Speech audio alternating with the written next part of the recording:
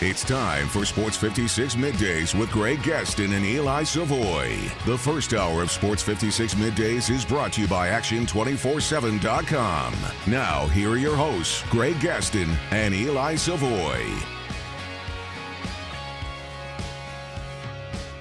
I got a piece of land out in the countryside. Lay back and smell the sun. Warm up the Georgia pie. Feels so good to be taking it easy. Why would I ever leave? 'Cause I know I got some good friends. Good morning. Happy Friday, everybody. Welcome in Sports 56 Middays on a just absolutely A-plus, perfect, glorious day of weather here in the Mid-South. And it's Friday. It just doesn't get any better than that. Well, it could get better than that. I guess the Grizzlies could have avoided the grisaster last night, but you know what? We can't get everything. It all can't be right in the world, but it's pretty darn close to that here as we welcome you into the Friday, May 7th, 2021 edition of Sports 56 Middays. I am Eli Savoy. Greg Gaston is not here today, but Gabe Kuhn is here producing the program, and we're going to have a lot of fun on a Friday. Coming up on today's program, in our next segment, about 10:25, 10:30, we are going to be having, we're going to be talking with Jeff Kerr from CBSSports.com, covers the NFL, and he's based in Philadelphia and covers the Eagles very closely. So I want to get his thoughts on how Kenny Gainwell will fit in with the Philadelphia Eagles after being drafted in the 5th round by them, and talk all things NFL with him as well. So that's coming up at about 10:30 with Jeff Kerr.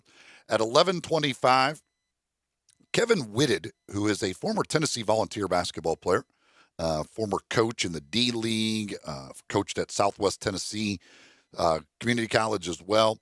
He is opening up here in Memphis a new facility focusing on basketball player development. This is what he does. He is a basketball skills trainer, and they're going to have a ribbon cutting tomorrow, and he's going to be opening up a new facility here in Memphis. So we're going to talk to him about that, what he does, how you can be involved, where it is, and just kind of talk about player development with him. Then at 12:05 today, Matt Moore, our buddy, HP Basketball from the Action Network, he will be joining me. We'll talk Grizzlies, we'll talk NBA with Matt in our final hour. Of course, also have 10 in a row coming up today in our final hour. So we've got a lot to get to, including at 10 in a row with a great prize package for you. On today's program, we come to you here live from the Family Leisure Studios, where family and fun come together, and we are going to be getting, I promise, pool season's going to get here. I mean, this weather is crazy. Like, here we are in May, and we're getting nights where, like, the temperature is dropping into the 40s. Like, what the heck is going on? I mean, it's great. I love this weather. But eventually, we're going to pay for it, and pool season's going to be here. And you want to get over there to Family Leisure, get that pool, get it installed, get ready to go. Also, patio furniture, because one thing this is perfect patio weather. I've been spending a lot of time out on the deck, just enjoying myself, because these temperatures are absolutely perfect for that. Family Leisure, they're at 2120 Witten Road, just north of I-40. And the first hour of the program is brought to you by Action 24/7. You can get a hold of us here on the program with just one number now. You only have one number to remember. Only one number you need to enter into your phone. That is 901-360-8255. 901-360-8255. That is the First Bank phone line, so you can call us on that number. You can also text us now on that number. That is our text number as well. 901-360-8255. Both the First Bank phone line and the First Bank text line now with the same number. And I know Peter and Anthony were talking about this morning as we got this whole thing started up yesterday during our show for 5 favorite things. One of the cool things about our new text line is people can actually send us pictures and gifts and things like that if they want. And we can get them. See, it used to be before, if somebody would send us an emoji or something, we never saw what it was. It would always say no message reference. That's what it would say in our thing. I never knew what people were sending. Now we can get that stuff. We could see it. They were sending gifts this morning. They were kind of all kind of great stuff you could send. Theoretically, we could send them back too. Yes, we can. We could. Yeah. So it's a free for all. It's a free for all in our text box now. I'm excited, except kind of not excited. Yeah, I mean, there's some. Listen, like keep it clean. Keep it clean. Yeah, that's the one thing we do ask. The one thing too, and I know Peter and Anthony talked about this. When you text in, feel free to include your name in the text, and then we can kind of enter you in our system under your name, and then we always know when you text in that it's you, who you are, and everything else. So if you want to put your name at the end of a text, we can go ahead and enter that and make sure we've got your name attached to your phone number, and then we kind of know who it is, and we certainly enjoy that, having that, knowing who it is, and all of those are all our great listeners out there. But again, the text line now, same as the phone line, 901-360-8255. All right. Before we get into the disaster of last night, let's start with some good news. Can we start with good news? Yes, please. Because I know you have to be as excited as I am about the news that came down yesterday afternoon. And that, of course, is the fact that I'm apparently going to have to look for a house in South Haven. Because Whataburger, it is happening. Whataburger is finally coming here to the Mid-South. I no longer have to think about, should I drive to Jackson, Mississippi to get Whataburger. Here in the near future, I'm going to be able to say, I've just got to go to South Haven to get a Whataburger. I still want one in Memphis. I still want them to, but hey, we're making progress. We are in the area. And if we're in the area, I have to believe Memphis cannot be far away. You know what? I'm excited about getting a Sonic Plus here. I think that it'll be good for the community. This is the one thing though. First month, I think I'm going to avoid it completely though, just because I know the traffic's going to be off. Well, and that intersection we're talking about is that like that area on Goodman Road and Airways is a nightmare to begin with traffic wise. So now you throw in the Whataburger. Yes, the first month it's going to be insanity. You're telling me you're not going to get a tent out and go camp out at the door? I'm not saying that. I am not saying that I won't. Because it's very possible. When it finally becomes reality, right now I say a lot but when it becomes reality, and I can claim for the first month I'll avoid it. No chance. Soon as it's open, I'm going to be like, okay, I got to go. Unless, because I don't have any trips like to New Orleans planned or anything where I would be getting I haven't had Whataburger since. Oh, goodness gracious. I know the last time I had Whataburger. It would be the night before or the day before the world shut down for the pandemic, because it was on my way to Monroe, Louisiana last year to go call Ole Miss baseball, which would have been March 10th. It all shut down on the 11th, right? The positive. Yes. Yeah. So their two games are March 10th and March 11th. No, so it would have been the 9th. I was driving down on the 9th. We did the first game on the 10th.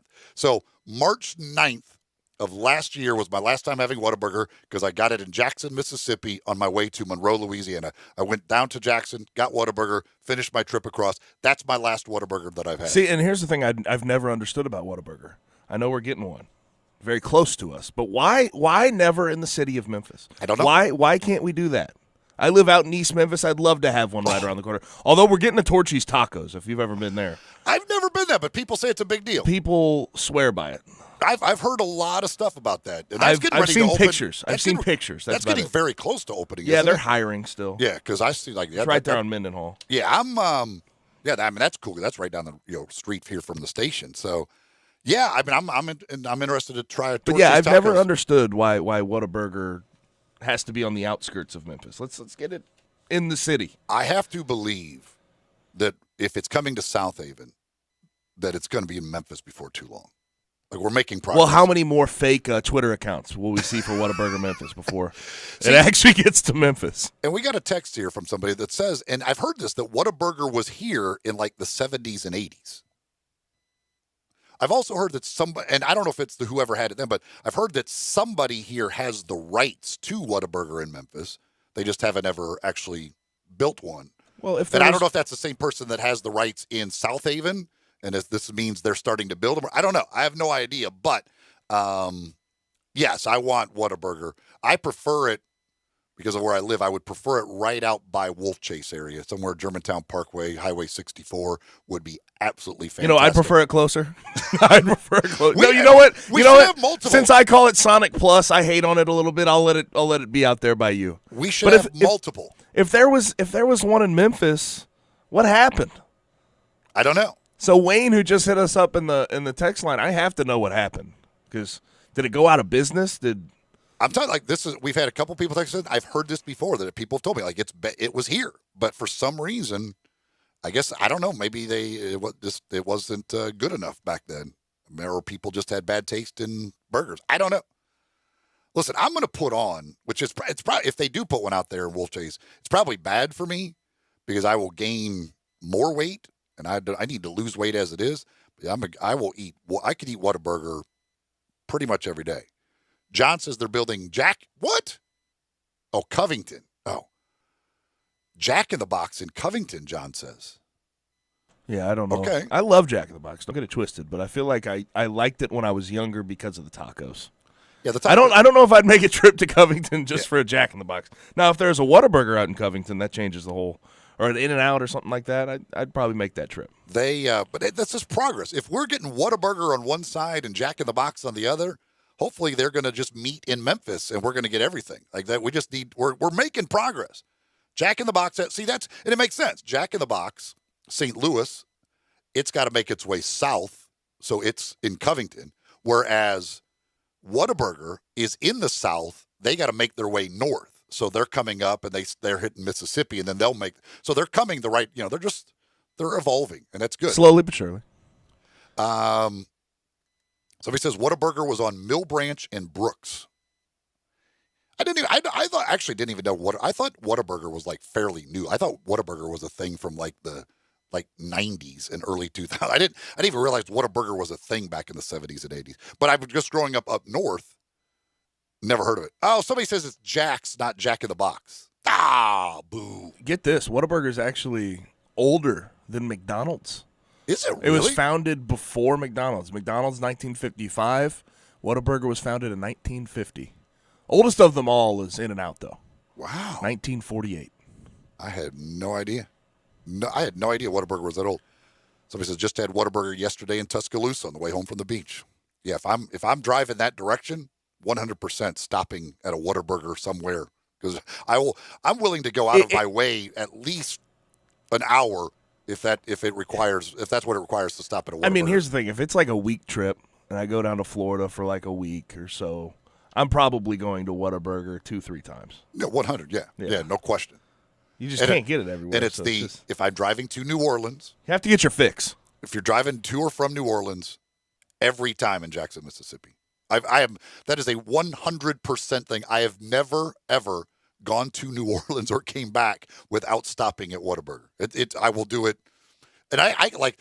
There's been times where I've missed the exit, and I like, oh, okay, I got to turn around, and I have gone next exit, turn around, and came back. I'm not missing that Whataburger there in Jackson, but so it's Jack's, not Jack in the Box, coming to Covington. That's two different things. Jack's is fine, but it's nowhere close to Jack in the Box. But yeah, if you did not hear the news yesterday, it's time to get excited. Whataburger coming to South Haven. By the way, I didn't even read. When does it open? Do we know when that Whataburger is actually supposed to be open? I didn't see the I got full so story. excited. My eyes glossed Yeah, I was going to over. say, you probably just saw Whataburger was coming and just left it at that, popped a bottle of champagne, I poured jumped it out. in my car and started driving and then thought, oh, wait, it's not open yet. Okay, I see. I get it. It's not actually open. I got to wait for it to open. But no, that's some good news. What wasn't good news was what happened to the Grizzlies last night. How in the world do you lose to the Detroit Pistons with that lineup? And Grant, now I'll give them, the lineup we thought they were going to have. They did actually have some additions, like Wayne Ellington. We didn't think Wayne Ellington was going to play. He did. Wayne Ellington's not supposed to make that big of a difference, but Wayne Ellington goes off 6 for 10 from 3-point range. Didn't think Corey Joseph was going to play. Again, didn't think it really mattered whether Corey Joseph played, but Corey Joseph goes for 18 and 11. If you are truly a playoff team, you can't lose to this Detroit Pistons team. I don't care if it's on the road, at home, on the moon, whatever. Their starting lineup was Sadiq Bey, Seko Dumboya, Isaiah Stewart, Frank Jackson, and Corey Joseph. It was sick. It was sick to watch. If you're a playoff team, you don't lose to that team. No, and you don't honestly, you don't lose to that Clippers team that you lost to, the G League Clippers team, and that was the comparison I made going into last night. But at least with that team, they know how to win. They win ball games. They see their teammates win ball games. This Pistons team, last night especially, has watched their team go 19-47 to that point, and they don't have any of their production playing. So it's just amazing to see how far and how badly this Grizzlies team has fallen off here at the end of the season. They just have these games that just doesn't make sense. And yes, I get it. You could say back-to-back, tired, a lot of games, all this stuff, but that's not an excuse. You're trying to put yourself in the best position for the play-in playoffs, and you're playing a Detroit Pistons team that isn't any good and is playing without its best players. You can't lose to them, in that situation. And so these three games, the Orlando Magic game, the Clippers game, and the Detroit Pistons game, these are the players that went off against you. Corey Joseph, Wayne Ellington, Luke Kennard, Terrence Mann, Cole Anthony, Dwayne Bacon, Mo Wagner.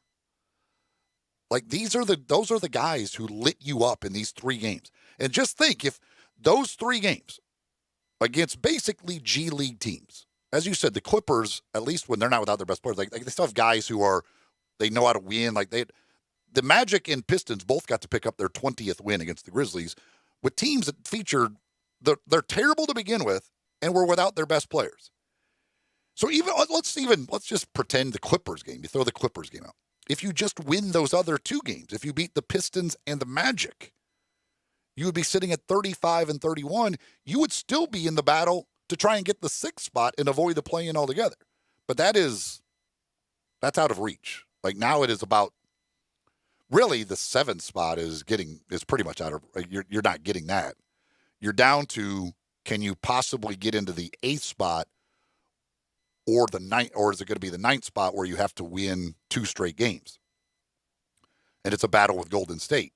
And now Golden State has the half-game lead on the Grizzlies. The Golden State has two straight. They beat Oklahoma City last night. They've got another game against Oklahoma City tomorrow night. That's going to be a win. Grizzlies go to Tampa to take on the Raptors. The Raptors they're not good, but they're better than that Pistons team. That is for sure. They are better than that Pistons team. What was it, 11 games left? They had the easiest schedule in the NBA. These are the harder games.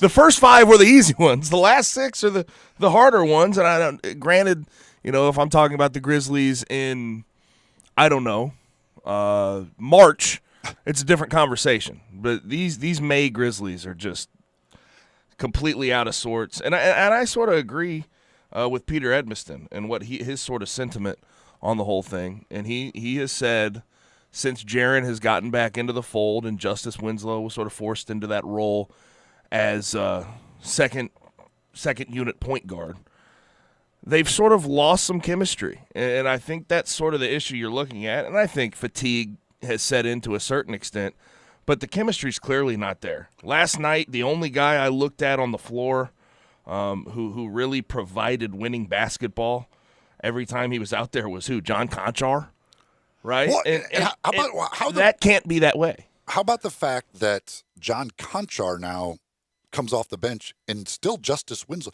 Justice Winslow was your backup point guard you were looking at, and now John Conchar is playing ahead of Justice Winslow. How does that just rant? You went from thinking he's the best option at backup point guard to we're not going to play him at all? And I wonder, and my question with the whole thing is, have we, and I want to ask this to the text line too, have we seen enough to make a full conclusion on who Justice Winslow is?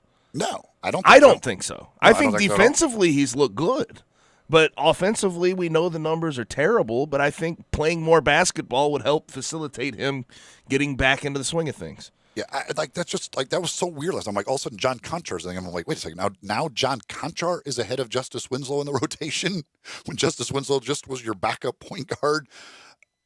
There's a randomness to this that you don't. It makes it very confusing as to, again, what are they really trying to do? Yeah, the data collection conversation makes Justice sitting out several games and doing DNP's coaches' decisions. It doesn't make any sense for your data collecting point. So I'm confused by what's going on. But last night was that was a disaster. Yeah, it was awful. And also Desmond Bain and Greg has said this for weeks, and I think we've echoed the sentiment. Him in the starting lineup. I mean, he struggles. Yeah, for whatever reason. And I went over this the other day. Like, his numbers are fairly similar, except for the 3-point percentage. It's night and day different as a starter versus coming off the bench, him shooting 3-pointers. It's crazy. I don't know why, but it is. We'll get back into the Grizzlies a little bit later on.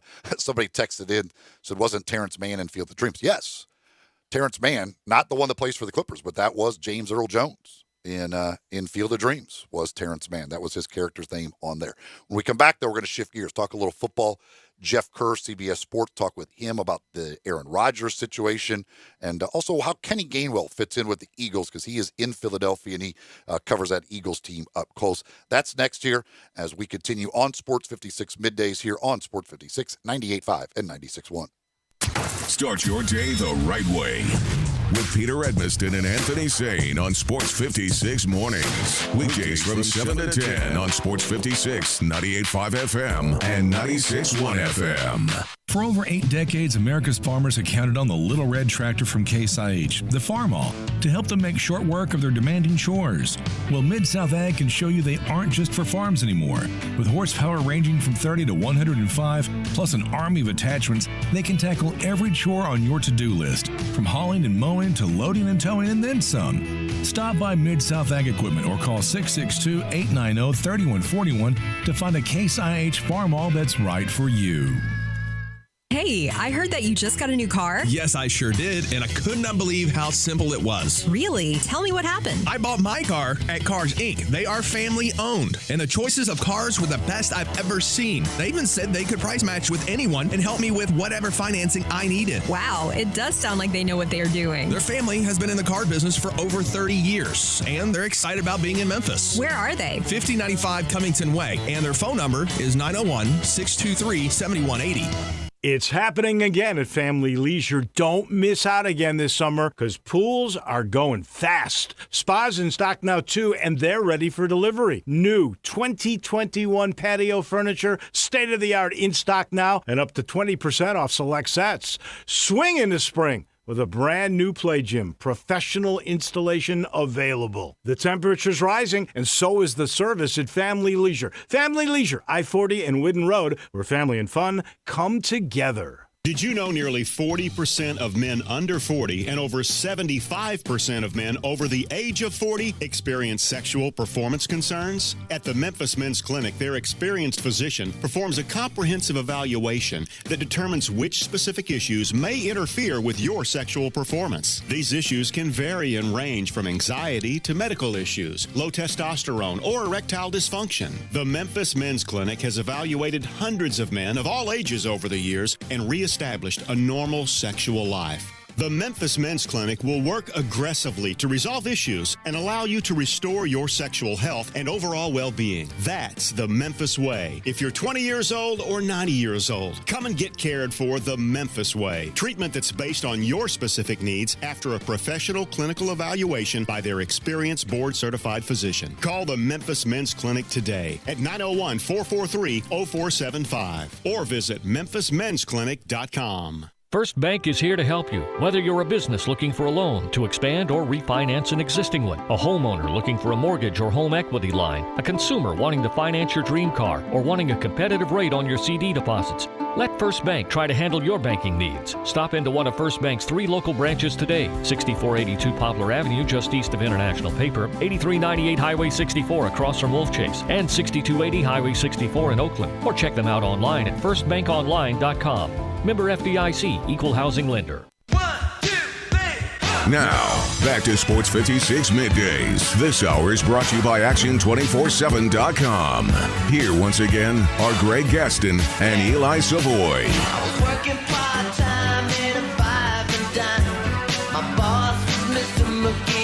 Welcome back here.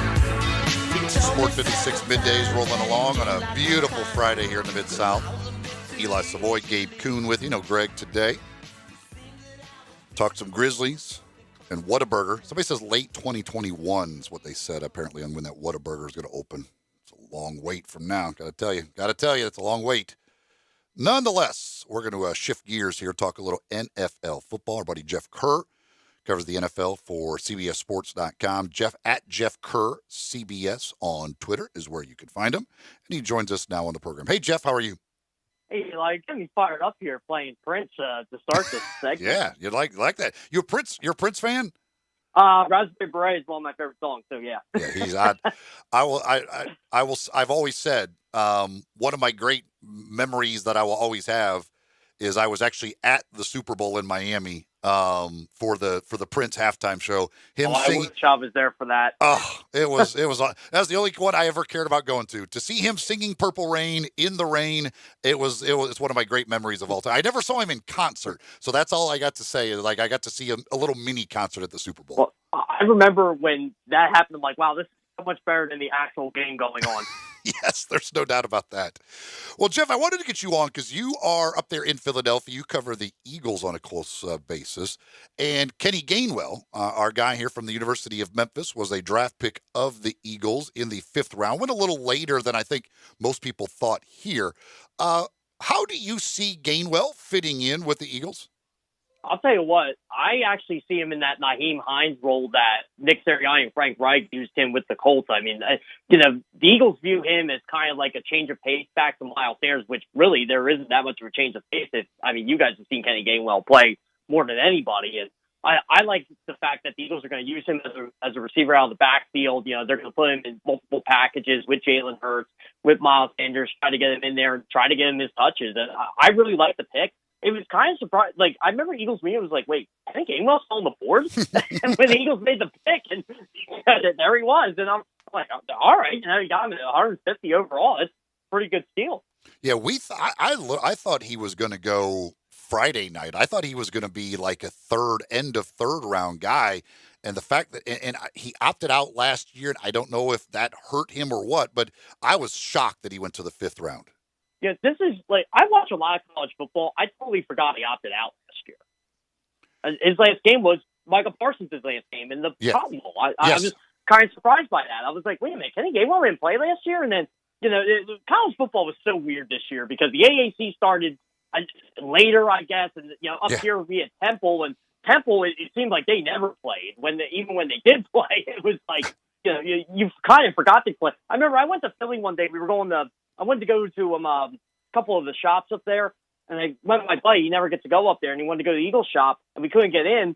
They're like, Temple's playing. I'm like, oh, yeah, that's right. There's a college football game here today. It's just a weird year with all that. But in the Big Ten and everything else. So, yeah, I totally forgot Kenny Gainwell didn't play last year. I'm like, oh, that's probably why he was a 5th-round pick. Yeah, and listen, the year he had before that, though, it was incredible to watch him, and he is a great receiver. Like, that's the thing. I think he has a chance to make a big impact, and like you said, he's one of those guys, you get him on the field to make plays for you and get the ball in his hands. And it's funny because now, just in the NFC East, we have Tony Pollard in Dallas, Kenny Gainwell in Philadelphia, Antonio Gibson in Washington, 3 former Memphis running backs who are all similar in the fact that they can do a little bit of everything. You just want to get the ball in their hands and let them make plays. Yeah, running back too is starting to become Memphis football there. I noticed that too. I was like, oh yeah, that's right. Tony Pollard went to Memphis. It's been a couple of years, but yeah, I don't know how you guys dealt with that. You had Antonio Gibson and Kenny Gainwell in the same backfield. I remember being a Penn State grad, everybody was upset. They gave up 38 points to Memphis. I'm like, you know who runs the football at Memphis? Like, this is a high-octane offense here. 38 points is actually pretty good for to hold them down, especially when you got, like, first-round defensive talent across the board, Micah Parsons and Jason Owe. So, yeah, it's going to be fun in the NFC East watching these change of pace. Well, Antonio Gibson is far from a change of pace back. I mean, he's a feature back, no doubt. But, just seeing Tony Pollard get regular reps like he did last year, and I got to be quite honest, if he doesn't get back into shape here, Tony Pollard may be the starter in Dallas. Yeah, no, listen, he was really, really good. There's no doubt. If the Giants would work out a trade with the Rams and get Darrell Henderson in, then we could make the NFC East officially the Memphis running back division. But speaking of the Eagles too, I love Devontae Smith. I people talk about his size and all that. To me, I watched the guy play in college, and all he did is just make plays and get wide open constantly. To me, I thought they got a steal with him falling down to where he did, and they were able to get him. I'll tell you what, it's funny you mentioned that, Eli, because going into the draft, it was about maybe a day or two before, I actually got a chance to talk to him. And I didn't want to bring it up, and I brought it up anyway. And I was like, so what do you think about the Eagles? Getting to play with Jalen Hurts again. He goes, well, he didn't say it, but he said it. Like, they're going to trade up and get me. And I'm like, all right. I'm like, let's roll with this. And, that ended up happening. And when they traded up, like, once Surtain went off the board, I'm like, okay, they're going to get Devonta Smith no matter what. But back to your initial question, I'm like, yeah, I thought him and Jamar Chase were basically 1-1, like best receivers in the draft. And Chase would have went a lot higher, I think, if he didn't opt out last year. But he was like Parsons. He could afford to do that. They were going to be top 10, top 15 picks no matter what.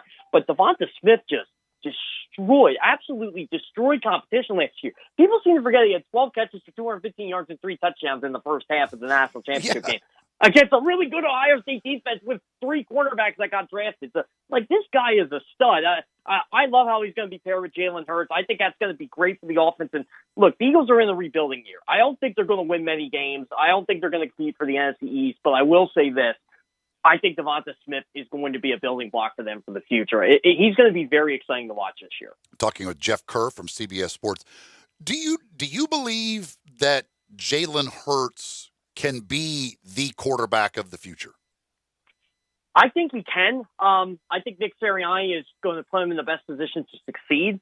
I think 2021 is a huge year, obviously, for them because they have 3 first-round picks next year. And, technically they have 2, but they can get 3 if Carson Wentz meets a couple parameters here. But regardless, say the Eagles only win 5-6 games and he doesn't play well, you're going to have a top 5, top 10 pick there, and you're going to have draft collateral to trade up and get that franchise quarterback, whether that's Sam Howell, UNC, or Spencer Rattler. Yeah. I guess they're going to be the top 2 quarterbacks. The kid from Liberty is actually pretty good too. I'm hearing him in a lot of draft talk. So, they could get their franchise quarterback. But what if they only win 5-6 games and Jalen Hurts plays well? Then you got a decision to make. And I think personally, if he plays well, they should just keep him around. Howie Roseman and Nick Sirianni, they're not saying he's QB1, even though they've made all indication he is QB1. But they want him to compete for that job, and they want him to get a stranglehold on. And I think that's more unfair. The guy's a competitor. The guy's a winner. And he just seems to keeps getting better every year. He's the first player in NFL history to throw for 800 yards and run for 200 yards in his first 3 starts. I mean, I already think that's pretty impressive, despite the team he had around him. Jeff Kerr from CBS Sports joining us. You can follow him on Twitter at Jeff Kerr CBS. So with the draft, what teams were you most impressed with what they were able to do? I really like what the Jets did, honestly. The Jets were one of those teams that I wasn't crazy about the Zach Wilson pick. I like Zach Wilson, the player, but I was high on Justin Fields. I thought he should have been the second quarterback taken. I knew that wasn't going to happen. I'm like, okay, so you sell on Zach Wilson. That's fine. He's not going to throw the ball 30, 40 times a game anyway, just by the way Robert Saleh runs his offense. But, man, did they get him some playmakers. They got him Michael Carter. They got him Elijah Moore. They traded up to get Elijah Vera Tucker, that offensive line staff. And they still have a lot of draft picks from the Jamal Adams trade. So this isn't like a one-year thing. And trading Sam Darnold, they got a 2022 second-round pick out of the deal. I really like how they came out. The Jaguars, I like how they took risks on a lot of players. I mean, you have the number 1 pick of Trevor Lawrence. That's a slam dunk. A lot of people thought they reached for Etienne. I don't mind it. I mean, I know they have James Robinson, but Urban Meyer likes to throw the football to running backs, and James Robinson just isn't that. So you got Etienne there. He already has the chemistry with Lawrence. Getting the tackle Little from Syracuse, I really like that pick. So yeah, the Jaguars I like. In the NFC East, I didn't mind the Giants draft. I like how they traded down, got Kadarius Toney. Again, I don't know if he's going to be a great player in this league, but I think he fits what they need. I think that's good pairing with Kenny Golladay. And really, it's not the Giants team I have issues with. It's their offensive line and their quarterback. I just don't think their quarterback's any good, and I don't think their offensive line can protect them. So, I mean, the Giants have a really good draft, and it could all blow up in their face just because of that. Of course, the big topic that happened on draft day, and then now has continued, is the Aaron Rodgers saga. Do you believe there's any way Green Bay can repair this relationship and Aaron Rodgers continues to play for them? I don't know. I really don't. It's tough because it just seems like this has just been boiling up for years. And, it was funny. I was listening to Andrew Brandt the other day. I think he was on one of the Philadelphia radio stations, and he was saying, because he was obviously in Green Bay when the Favre Rodgers stuff was going around. He said, Favre, he kind of held it in, but he was a pain. He said, Aaron Rodgers, he said, I can imagine Aaron Rodgers has been on them left and right. And he said he wasn't like that when he was a backup quarterback because he wasn't Aaron Rodgers yet. But, Brandt was gone long after Rodgers became starter. But, he said, when you just stab this guy in the back and, he advocates the guy and then you get rid of him the next day. And, what's that telling him? I'm sure Aaron Rodgers, it bothers Aaron Rodgers, Tom Brady goes to another team and wins a Super Bowl. I'm sure that bothers him. He's probably thinking, I can do that.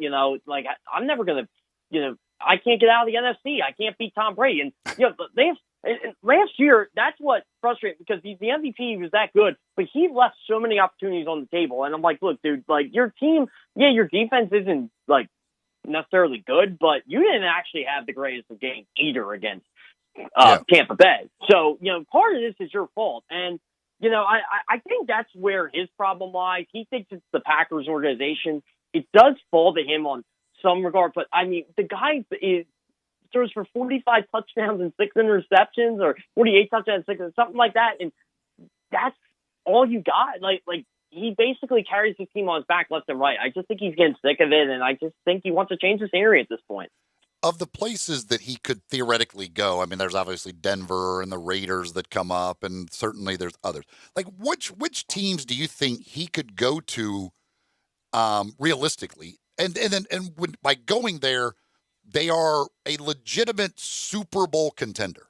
Well, see, that's the thing. I think Denver could really use him. I think Denver competes in the AFC West, but the AFC is so talented. You got Buffalo, you got Cleveland, you got Kansas City, you got Baltimore. It's you got the Colts. Where's Denver fitting in that? Yeah. Fifth or sixth best. I mean, you can't underestimate what Aaron Rodgers brings to the table here, but if you don't win the division, you're the 5th, 6th, or 7th team in the AFC, and you got a long road to the Super Bowl. Now, Tampa Bay has shown you can easily not win the division and go to the Super Bowl and win it.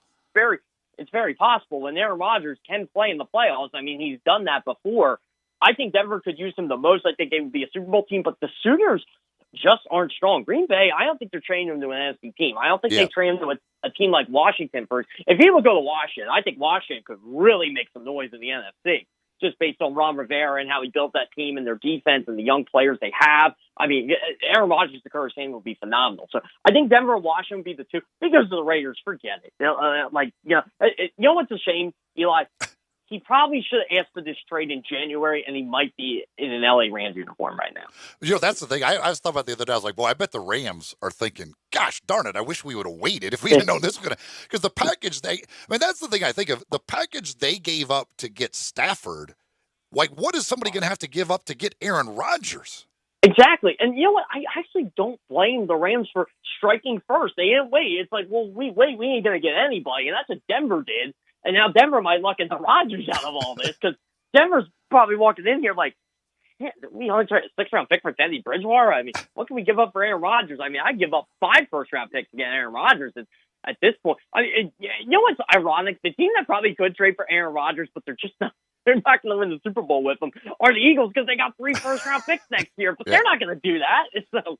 Yeah, and that's why because it's you have to weigh this thing what you're going to have to give up to get him. If I mean, they all think he's going to make them a Super Bowl team, but like again, like you're Denver, you're in the division with Kansas City. Does he really take you over Kansas City? And that's what and if he doesn't, like, is it worth giving up all of that just to become good, but not quite good enough? Yeah, my Twitter's been going nuts because people are starting to call Patrick Mahomes a choker now. I'm like, Patrick Mahomes choked in the Super Bowl? I'm like, are you kidding me right now? Like, it's the best quarterback in football. He didn't choke in the Super Bowl. His offensive line is terrible, and the Chiefs fixed it. That team might be on a mission next year. I hate to say that, but because, I don't know if that'll be fun for the league. The Chiefs just blitzkrieg everybody, but, that could very much, I hate to say we might have a Chiefs-Bucks repeat Super Bowl. I'm sure something will happen in the long run. It's May, obviously, but it just seems like those two teams just loaded up. And I know a lot of our teams got better. Baltimore, I think they got better. I know Buffalo got better. I know Cleveland got better. The Dallas Cowboys got better. It's just, who's going to beat these teams right now? I guess we got to wait for everything to play out. Yeah, that is the thing. And we still, I think at some point Tom Brady has to realize he's like 45 years old or whatever. Happened to Drew Brees, right? Yeah, exactly. I thought the Saints were really good, and they were still good even without Drew Brees last year with Taysom Hill, but they just didn't feel like the Super Bowl caliber Saints the entire season. Yeah. Yeah, that's all. So at some point, maybe and if that happens, then we'll see who's able to step up. But if Aaron Rodgers if Green Bay gets rid of Rodgers, and let's say Tom Brady realizes he's old, like, who is that team in the NFC then that will step into that and really take, seize control of that conference with Breeze gone? Like, I don't know who it is. I don't know who that next team up in the NFC is. That's what I don't get about Aaron Rodgers right now. Like, I get you want to leave. I get you're frustrated, but don't you understand, like, you are the next best team in the NFC. I don't think it gets any better than what the situation you have. They re-signed Aaron Jones for you. You still have Devontae Adams. I get you don't have anybody else, but Green Bay doesn't really have any money to pay anybody. They concentrate on defense, and they hope that you can score 25 points per game for them, which they've done. I mean, they won 26 regular season games over the last 2 years. It's not like Green Bay sucks. This isn't like Matthew Stafford going from the Rams to the the Lions to the Rams here. This isn't, I just don't understand right now. It's like, I get you're frustrated. I understand that, but it's not like the Packers aren't any good. And no one in that division is going to challenge them. I'm sorry. Like, Justin Fields is great for the Bears. That is more of a future move than it is a now move. The Vikings, they're not beating the Packers or Kirk Cousins. I'm sorry, they're not. And Detroit isn't here. That's one thing I love the Packers franchise. I love Aaron Rodgers. I love that team. But their fans fail to realize every single year they play in what I call the worst division in football because there's no one that can compete with them. I thought Green Bay was going to win 10 games last year, and they win 13 because of their division. Yeah, you think about it, you're like, you would think that, like, with Stafford, it's like, okay, a chance to go win. Aaron Rodgers has the chance to win. Like, he's won and everything else. Like, he's sitting in maybe the best spot to try and win as it is right now. I don't know that going to Denver and being in the division with Kansas City is your best option there. He is Jeff Kerr from CBS Sports, covers the NFL, and always appreciate having him on. Jeff, thank you so much, man. Good stuff. Eli, thanks for having me on. Appreciate it. That's Jeff Kerr from CBS Sports. I mean, that's the thing I don't like. It's weird, but if you're Aaron Rodgers, aren't you thinking about what's my best chance to win as I get older? And isn't Green Bay the better chance right now to win? I don't know if that's his mindset, weirdly enough. I think he wants to win. I don't think he doesn't want to win. But I also think his main thought on wanting to get out of Green Bay is to get respect and use his power and be able to make decisions that the front office to show he can do it. To show that he has power, right? And he wants to go somewhere where a front office will let him have that power. And the three teams he picked the 49ers, he picked the Broncos, and the Raiders. Broncos and Raiders, if you get traded to those teams, you're not going to be better than the Packers. No. 49ers, yes, you would. You absolutely would, but they just got their quarterback for the future. And they're not. I agree with Jeff, and I've said it before. I don't think they're trading him in the NFC unless somebody blows them away or that's the only thing they can do. They're not going to want to face him. Like, they're going to want to get him out of the NFC. But I don't know, but it does seem more and more like there's just no chance he's going to be back in Green Bay. This hour of the program is brought to you by Action 24/7.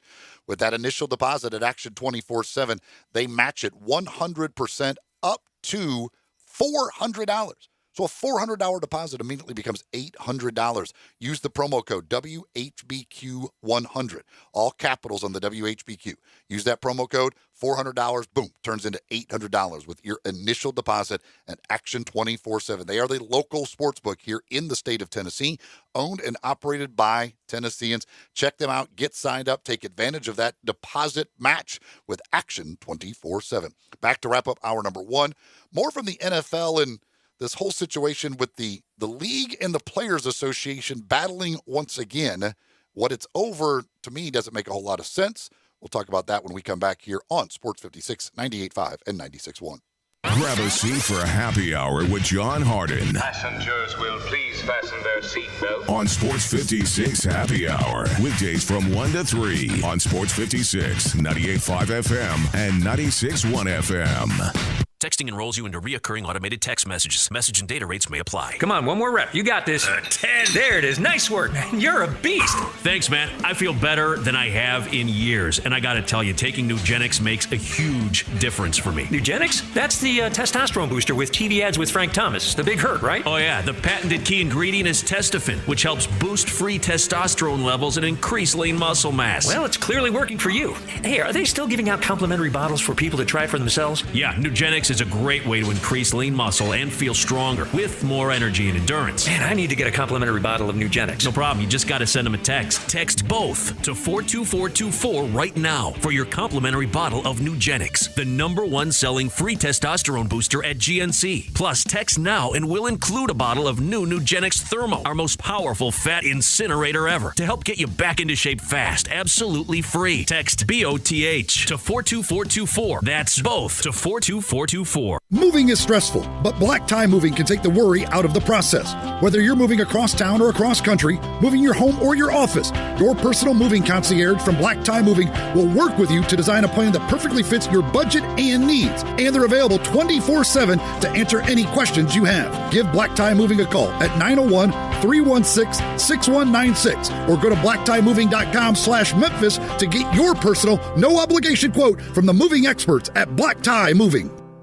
Looking for some action on your favorite games? Action247.com is at your service. Action 24/7 free-to-play games are brought to you by Tennesseans for Tennesseans. Come play with us online at Action247.com. Our free-to-play games are fun and easy. Go to Action247.com and click Let's Play. And best of all, you can win cash prizes. That's right, cash prizes. Free to play online at Action247.com. You got action. I'm Gary York. I'm the service director at Lexus of Memphis. Our service department wants to be more than just a place where you get your oil changed. We do glass repair, windshield replacement, recalibration of your camera and sonar systems, even wheel repair, tire replacement, all the things you would expect from a luxury automotive dealer. Please check out our website. You can schedule your appointment, check out our specials, hours of operation, or if you'd like to do it in person, please reach out to one of our associates at 901-271-5199. Nestled in the heart of East Memphis, located corner of Park and Cherry, is a beautiful residential neighborhood. I'm here at Town Village Audubon Park interviewing a new resident, Carolyn. Share with us why you chose Town Village. Well, if your parents or special friends need to make that big move, let me share with you my experience. It was tough for me to leave home, but then I discovered Town Village. I would like to highly recommend Town Village to you and your loved ones. After looking at all the amenities and meeting all the people and staff, I was hooked. From restaurant, bistro, 3 meals per day, housekeeping, transportation, security, health care, physical therapy, exercise room, and even a heated pool and spa. Come see us and make your new home at Town Village. Visit us and call Daniel at Town Village Audubon Park at 901-374-7342. There's no place like home, Town Village. Like a coin in your man, I am tempted. Now, back to Sports 56 Middays. This hour is brought to you by Action247.com. Here once again are Greg Gaston and Eli Savoy. Take me to the pilot for control. Take me to the pilot of your soul. So, the NFL sent out a memo to the teams, basically, I guess, reminding them that you don't have to pay players who are injured working out on their own. This is after Ja'Wuan James of the Broncos tore his Achilles working out away from the facility. And now the Players Association is upset and firing back. I mean, this really is ridiculous. Like, come on, seriously? Like, the guy, I get it if they do something stupid, like they're playing like a different, whatever. They're just something stupid. If they're playing pickup basketball. Yes. But if they're working out to get ready for the NFL season, to be in shape, just because they're not doing it at your facility, if you actually try and say, no, we're not going to pay that guy, that is ridiculous. It is, and they call it the NFI, the non-football related injury, when it's clearly football related. Yes. He's working out, trying to and they said with James, provide his services to the team. I don't get that. And also the NFLPA, though.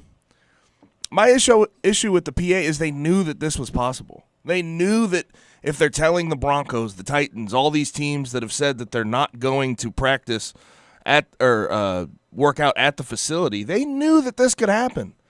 They didn't advise their players well enough, in my opinion. Yeah, I mean, I do, because this is something that's in the collective bargaining agreement. So, like, why is that? Like, you should be fighting for it then and say, no, this is ridiculous. Like, we'll put stipulations in there about guys doing stupid stuff or whatever. But if a guy's clearly working out to be ready for football, and he gets injured, you can't then say, no, we're not going to pay him. And sometimes they pay, regardless of the situation, which I think they should, especially in Ja'Wuan James' case. That's ridiculous. 4-year, $51 million deal. You signed him. He has gone above and beyond where you drafted him and what you have paid him. Pay him his damn money. Help him with his rehab. Do what you're supposed to do. But the NFLPA should have gotten out ahead of this and at least told them ahead of time how realistic this was. This was something I feel was relatively avoidable because J.C. Tretter, who's obviously the NFLPA player representative president right now, came out during the, I guess it was sort of January, February time, and was talking about how they think that most players, because of the COVID-19 pandemic, should work out away from the facility. Yeah. So this was the NFLPA. They were almost suggesting to work away from the facility. So now that this has happened, they want to act like they're angry about it, but they knew what could have happened the whole time. And it just angers me that the NFLPA, the Players Association, the union that's supposed to protect the players, seemingly doesn't whenever it comes to a CBA. Whenever it comes to situations like this, year in, year out, they're always in the wrong and screw over their players, seemingly. Yeah, it's just weird to me when clearly the guy was working out for football.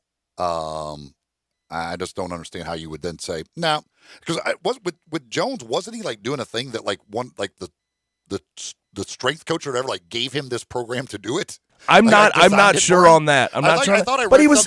It was a football workout. Like this was what they designed for him to do, and he's doing it, tears his Achilles, and they're saying, no, I don't know if we should pay you for that. He wasn't out playing paintball, and, yes. He wasn't playing pickup basketball. He was working out for football-related reasons.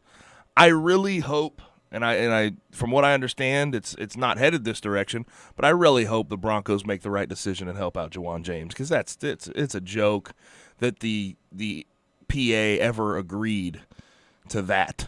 Yeah, I have to believe that they'll pay him. Like, this is not going to be public pressure might get a little tough on them. Yeah, I mean it just doesn't make sense. I mean, if first of all, during the COVID situation, like, you have to understand that some guys are going to be working out away from the facility. I don't think you should be forcing them all to come in the facility and then to say, well, nope, sorry, Your $10 million, not getting it. But that's the part of this where the NFLPA has to hold themselves somewhat accountable because they should have reminded players of this beforehand, so situations like this wouldn't arise. I'm surprised, honestly, that is in the collective bargaining agreement, that they let that get in there. There's probably some other bad stipulations in there, too. It's the NFL Players Association. Well, part of it might have been like, we'll put this in there. Like, there's no way any team's actually going to use this thing because they'll look like the bad guy. Like, it immediately comes out like, look at this team's trying to not pay this guy, and he's working out, trying to get ready for the season.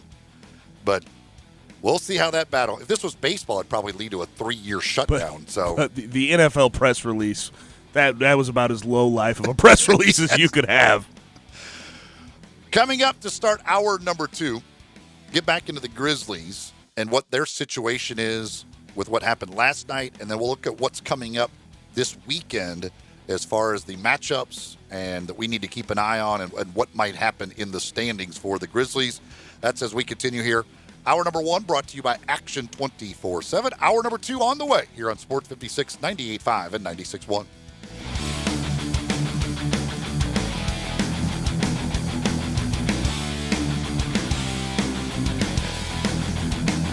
Hi, this is Troy Five-Ash, owner of Five-Ash Roof Services. You've heard me talk about how we offer the best products, the best warranties, and the best services for years. Now let's talk about pricing. Pricing should never be the only reason you hire a contractor, but in today's world, pricing is always a consideration. So we suggest you get 2 or 3 estimates for your roof replacement from a reputable, licensed, and insured company, and then give us a call. If we can't beat your best price for a comparable roof system by more than $100, we'll give you $100. It's that simple. We are so sure we can offer you the best price, beating all other qualified companies. We will hand you $100 if we can't, and thank you for the opportunity. So give us a call. What's the worst thing that's going to happen? Make $100? Five-Ash Roof Services, a proud supporter of Tiger Athletics and the official roofer of the Tigers home team. Five-Ash Roof Services, fair, honest, and ethical. 367-0050 or memphisroofer.com. Five-Ash Roofing, it's what we do. We're here for you. I want to do some bragging rights. Hey, I was just the other day overhearing a conversation with Big Mike, the manager of DeSoto Auto Sales. They've got people buying cars all over the country. North Carolina, South Carolina, Georgia, Alabama, Arkansas, Texas. People from all over the country buy cars at DeSoto Auto Sales in Olive Branch, Mississippi. Why? DeSoto Auto Sales has the most stringent car inspection in America. They get it right the first time. Quality and low mileage, factory warranty on most vehicles. My favorite part is the people who work there. Big Mike, all the employees are professional, friendly, and go that extra mile. Expect as you walk in the door, you're treated like family. DeSoto Auto Sales understands your time matters. We can help you find your dream car and get all the paperwork finished in less than an hour. Come see us at DeSoto Auto Sales and be part of our family. Have a great buying experience every time. 662-890-7184. Texting enrolls you into reoccurring automated text messages. Message and data rates may apply. Come on, one more rep. You got this. 10. There it is. Nice work, man. You're a beast. Thanks, man. I feel better than I have in years. And I got to tell you, taking Nugenix makes a huge difference for me. Nugenix? That's the testosterone booster with TV ads with Frank Thomas. The big hurt, right? Oh, yeah. The patented key ingredient is testofen, which helps boost free testosterone levels and increase lean muscle mass. Well, it's clearly working for you. Hey, are they still giving out complimentary bottles for people to try it for themselves? Yeah, Nugenix is a great way to increase lean muscle and feel stronger with more energy and endurance. Man, I need to get a complimentary bottle of Nugenix. No problem. You just got to send them a text. Text both to 42424 right now for your complimentary bottle of Nugenix, the #1 selling free testosterone booster at GNC. Plus, text now and we'll include a bottle of new Nugenix Thermo, our most powerful fat incinerator ever, to help get you back into shape fast, absolutely free. Text BOTH to 42424. That's both to 42424. Memphis, it's official. Crab Kings is where it's at. The best seafood with 7 flavors to choose from. Try the shrimp and chicken pasta. Now available is the salmon and fried lobster pasta, snow crabs, king crab, dungeons, and more. Don't forget about the calamari, shrimp, and lobster. The portion, the price, the taste. only at Crab King. Visit us at CrabKingTN.com. Crab King Seafood and Pasta. East Memphis location now open till midnight for carry-out. Memphis favorites. The folks at Homer Skelton Hyundai want to say thank you. Thank you, Memphis, for another spectacular year. They set records, but I can understand why. You think about the product. Where else do you get a 10-year, 100,000-mile limited powertrain warranty? That's what you get on every new car at Homer Skelton Hyundai. Oh, and thank you again for the 11th straight year, the #1 certified pre-owned car dealership in all of Memphis. It starts with that product, but then it goes to the shopper assurance. Where else do you go where you get transparent pricing, flexible test drive, take the car for a couple of days if you want, streamlined buying process? You're not going to be there all day, in and out. And then, and I have not seen this anywhere else, the 3-day worry-free exchange. You buy a new car, if you've got any buyer's remorse, you've got 3 days to change your mind. Just get on Lamar, take it into Mississippi, the first exit's Craft Road, turn left, and go see Chris True and all the gang at Homer Skelton Hyundai. We are Sports 56 WHBQ Memphis, W253DF Memphis, and WIVG Tunica Memphis. Flynn Broadcasting Stations.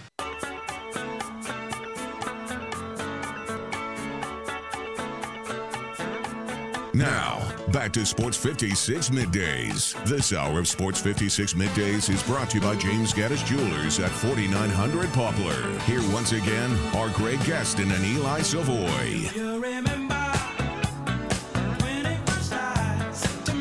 Welcome back. Hour number 2 on this Friday.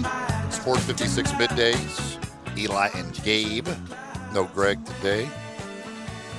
This hour is brought to you by James Gaddis Jewelers on Poplar.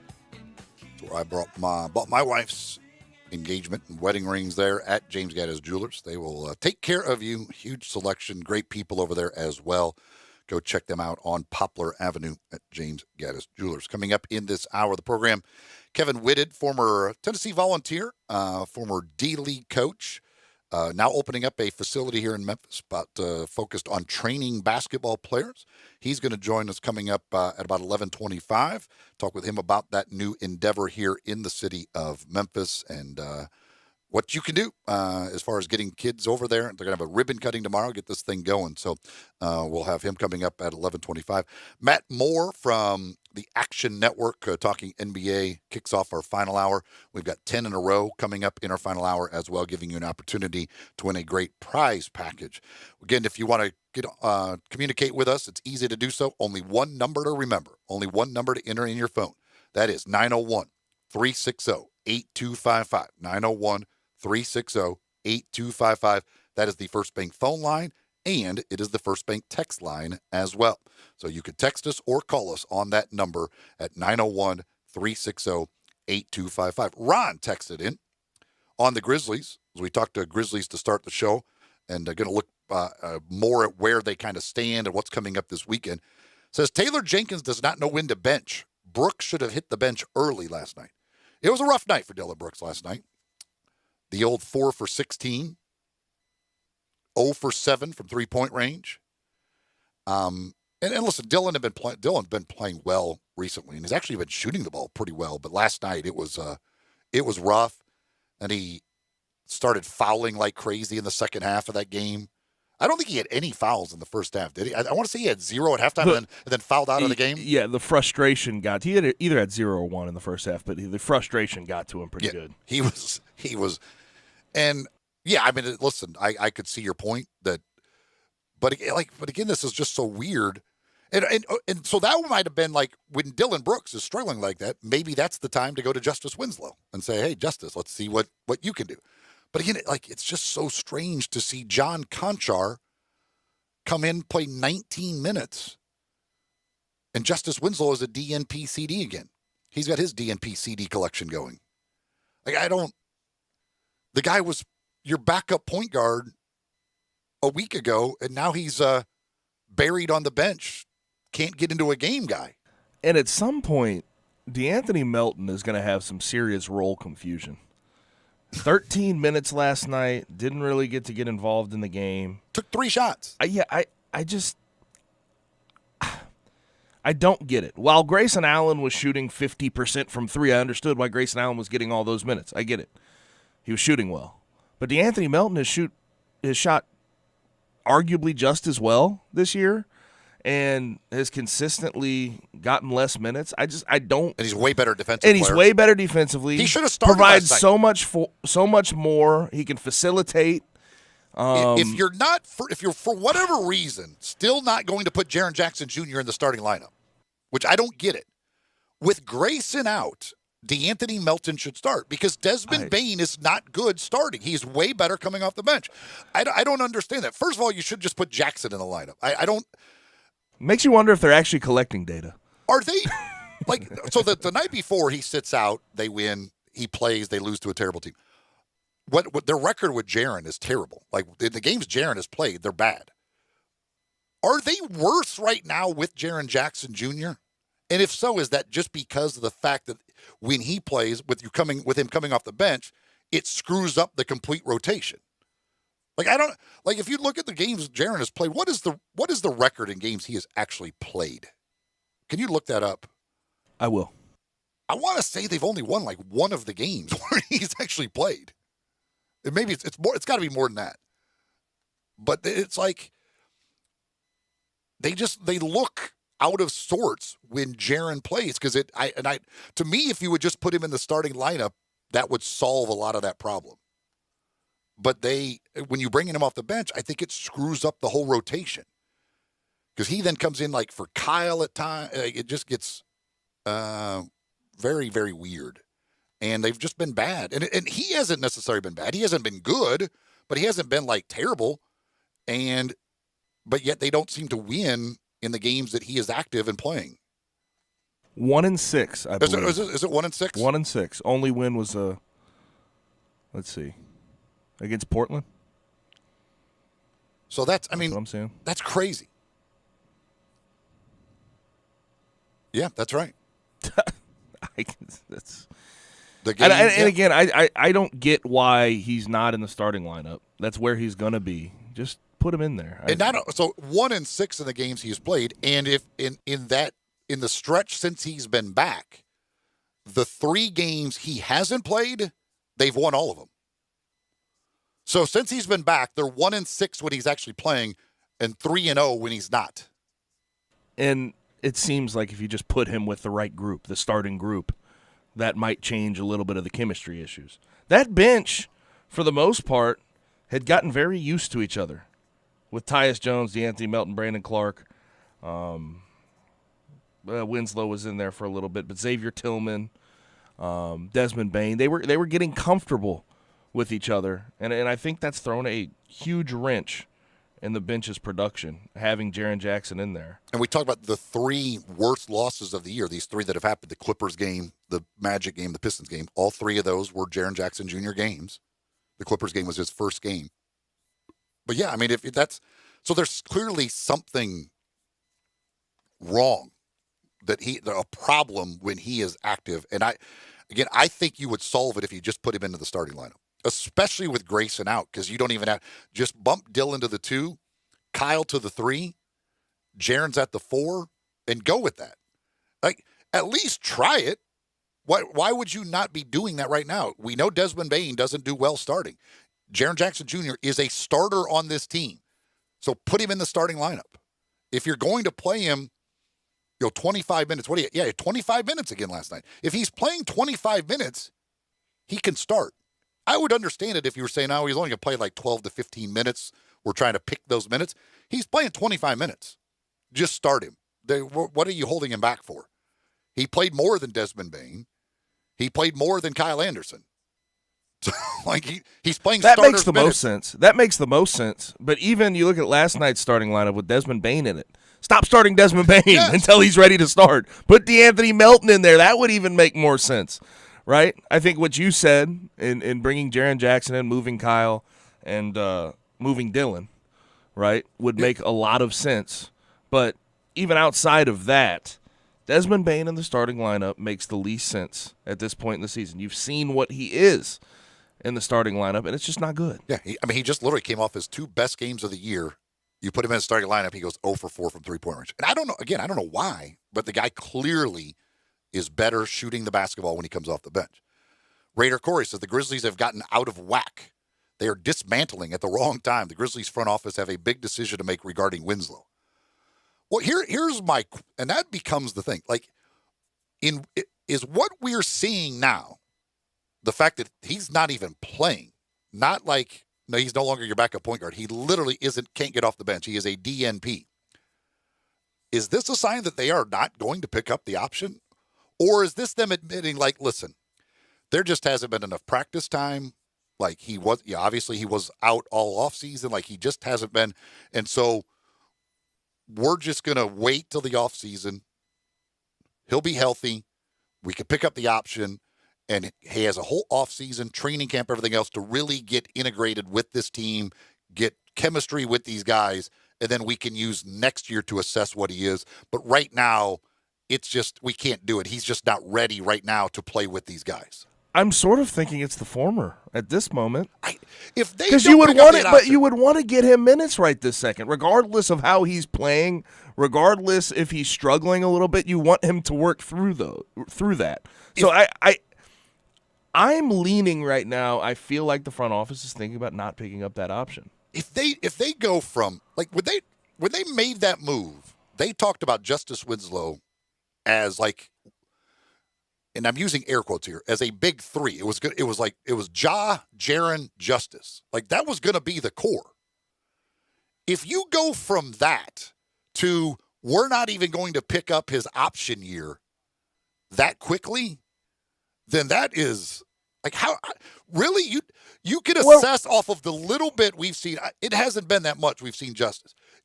If you go from he was one of our cornerstone parts of the franchise to, we're going to decline the option and let him walk for nothing, that's unbelievable. And I could be wrong, but even if he's struggling, you would think that he'd be getting minutes right this second if they were going to try to collect more data and pick up that option. But I don't know exactly what they're thinking. I don't think we've seen enough of Justice Winslow to draw that conclusion.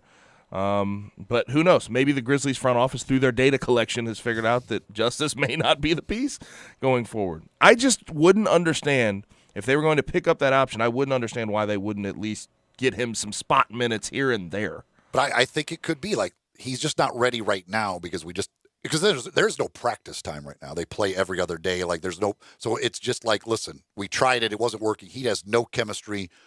We're going to wait, hopefully with an entire offseason and a training camp and everything else for a season, we can make him that backup point guard or at least give him that opportunity and make it a fair opportunity because it probably wasn't fair to try and make him the backup point guard in the middle of this run when, again, he just hasn't played with these guys hardly at all and just throw him out there and go, okay, go be our backup point guard. It didn't work. We'll wait. Next year, we can really assess what he is if he hopefully has a full, and fingers crossed, a full healthy season with a full preparation for a season. And I can see that. So you think it's a possibility they're just wiping? They're just taking Justice Winslow out of the fold this year. They're giving up on him for now. Like, and I'm sure there will be some games where he might still play or whatever. But like, it's kind of like let's put this away for now. We'll assess next year. But again, you're playing John Conchar ahead of him. Like John Conchar came off the bench and he did not. So unless he's hurt, but they're not putting him on the injury report, so he's clearly not hurt. They put everybody in the injury report. If there's even the slightest little injury, they put him on the injury report. He's not on the injury report. So you're right now saying he is not capable of playing. I can't imagine that is we have given up on him totally. We're not picking up his option. And then going into next year, if you're talking about assessment and you're talking about sort of, I guess, more or less with Justice, getting him back on the floor and getting him more comfortable with his teammates in the offseason, if you're assessing, how long do you give him to make an assessment on what he's going to be next year? Well, you're going to use him again, now maybe at some point next year you realize it isn't working and he becomes a bench player and you write it out and it's done, whatever. But at least you – again, I think you gave him a better opportunity to succeed. Yeah. Again, I don't think they gave him an opportunity at all to succeed this year, throwing him in there as the backup point guard. I mean, again, he went 2 years basically without playing basketball, comes back, plays a few games, with a team he had never played with, a bunch of guys he had never played with, very little practice time, and then say, go be the backup point guard. I think that's a lot to ask out of a guy. Because I do think still I believe his best position in the NBA is point guard. That was when he was best in Miami, but that was when he was with a team that he had been with for years, played with those guys, like knew those guys. This is not that. And that second unit going from Tyus Jones to Justice Winslow, that's that's a very, very hard switch. Tyus Jones is one of the best assist to turnover guys in the NBA. He doesn't do anything really offensively, whereas Justice Winslow is going to be take a lot more chances with the ball, trying to facilitate. Now the hope would be, to me, like the ultimate hope is that Justice Winslow can somehow, with a healthy offseason, do what Kyle Anderson did and suddenly become like a competent, legit three-point shooter.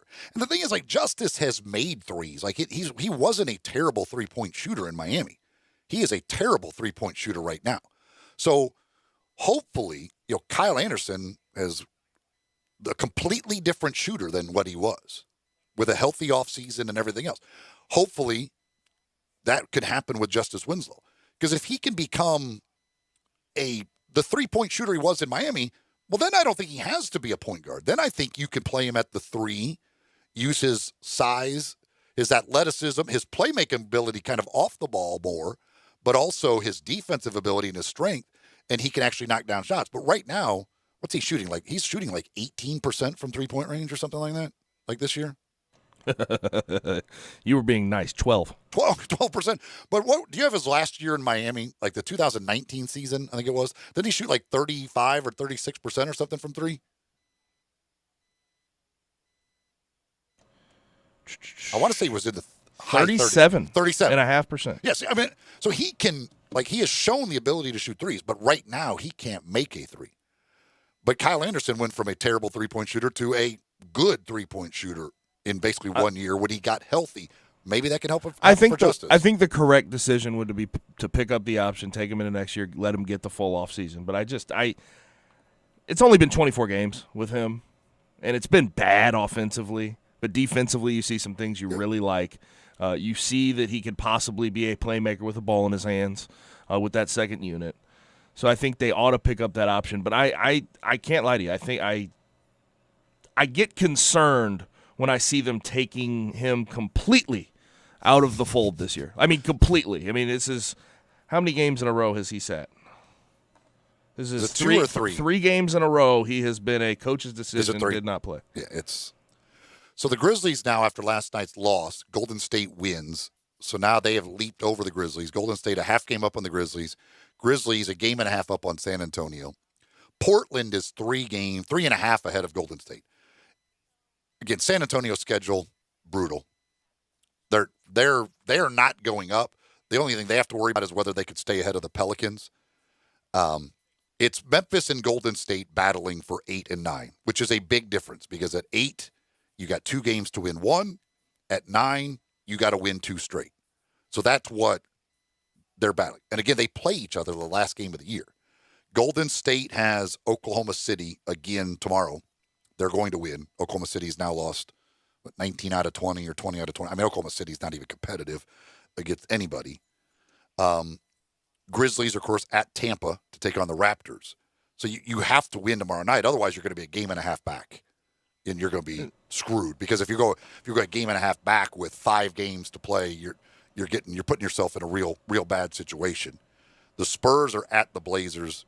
Again, the Spurs are just trying to hang on for dear life, and it's just whether the Pelicans can win enough games to actually catch them. Pelicans are at Philly tonight with no Brandon Ingram. They're going to lose, I'm sure. Big game tonight, the huge game tonight in the West, is the Lakers and Portland play each other.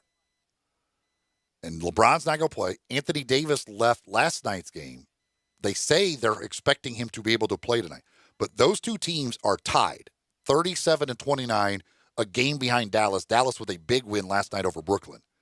So the Lakers and Blazers tonight, the loser of tonight's game will be in the 7 spot. The winner will be in the 6 spot between the Lakers and the Blazers. And Anthony Davis, correct me if I'm wrong, he left the game with back spasms last night, right? Yeah, it was weird because he stepped out of bounds and he hit the scores table and he rolled his ankle, and so I thought it was everybody thought it was his ankle, but they said it was back spasms. If it's actually back spasms, that's very, very concerning. Anybody who's ever had those will tell you that they come back.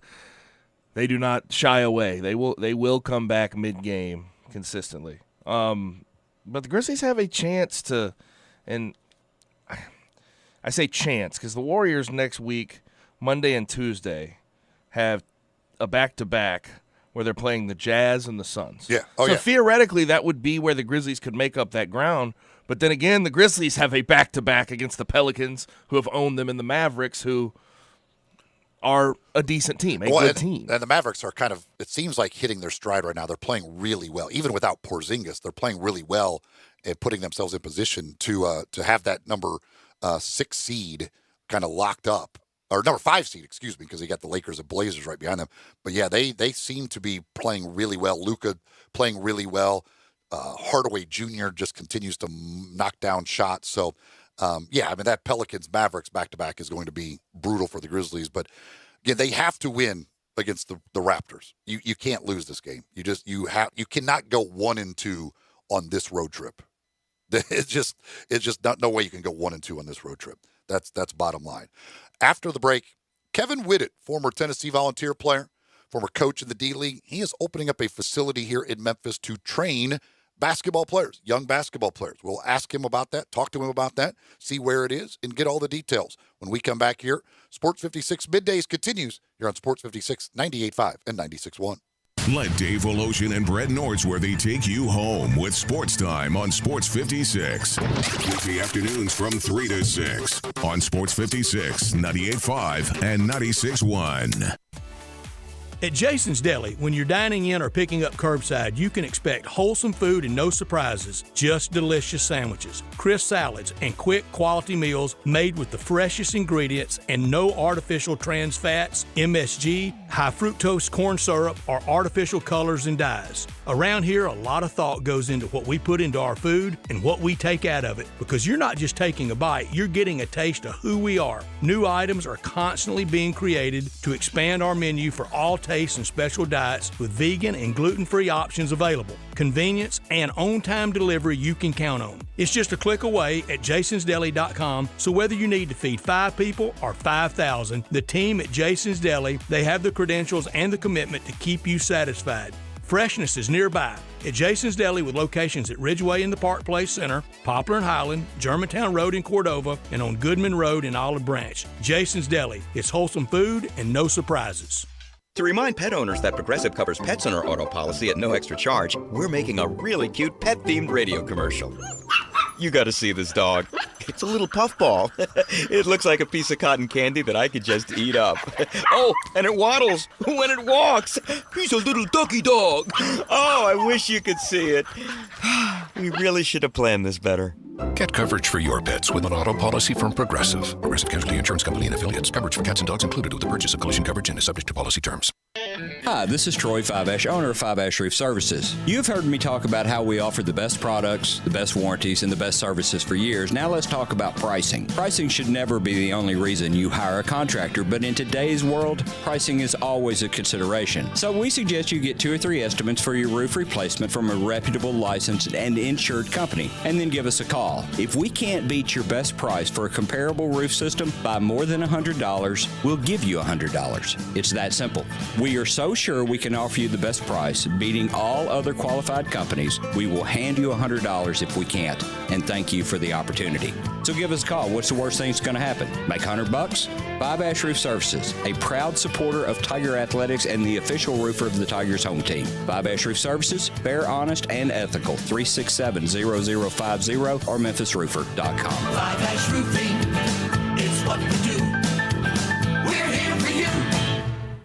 Did you know nearly 40% of men under 40 and over 75% of men over the age of 40 experience sexual performance concerns? At the Memphis Men's Clinic, their experienced physician performs a comprehensive evaluation that determines which specific issues may interfere with your sexual performance. These issues can vary and range from anxiety to medical issues, low testosterone, or erectile dysfunction. The Memphis Men's Clinic has evaluated hundreds of men of all ages over the years and reestablished a normal sexual life. The Memphis Men's Clinic will work aggressively to resolve issues and allow you to restore your sexual health and overall well-being. That's the Memphis way. If you're 20 years old or 90 years old, come and get cared for the Memphis way. Treatment that's based on your specific needs after a professional clinical evaluation by their experienced board-certified physician. Call the Memphis Men's Clinic today at 901-443-0475 or visit memphismensclinic.com. Now, back to Sports 56 Middays. This hour of Sports 56 Middays is brought to you by James Gaddis Jewelers at 4900 Poplar. Here once again are Greg Gaston and Eli Savoy.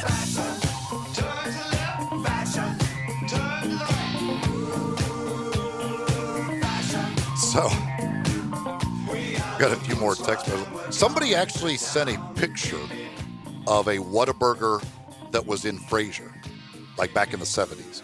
And they sent the picture of it. So they said, like, this, it absolutely existed because here's a picture of it. So Whataburger definitely was here. And again, I don't understand. So it must have gone out of business. I mean, I don't even understand how that's possible. How does a Whataburger not get enough support? But maybe back in the 70s it wasn't. Maybe it wasn't the right time. Maybe they were. Maybe they. It's all about timing, Eli. Maybe they've made improvements since then. I don't know. I didn't know anything about Whataburger till the first time I went. I don't know the first time I had it.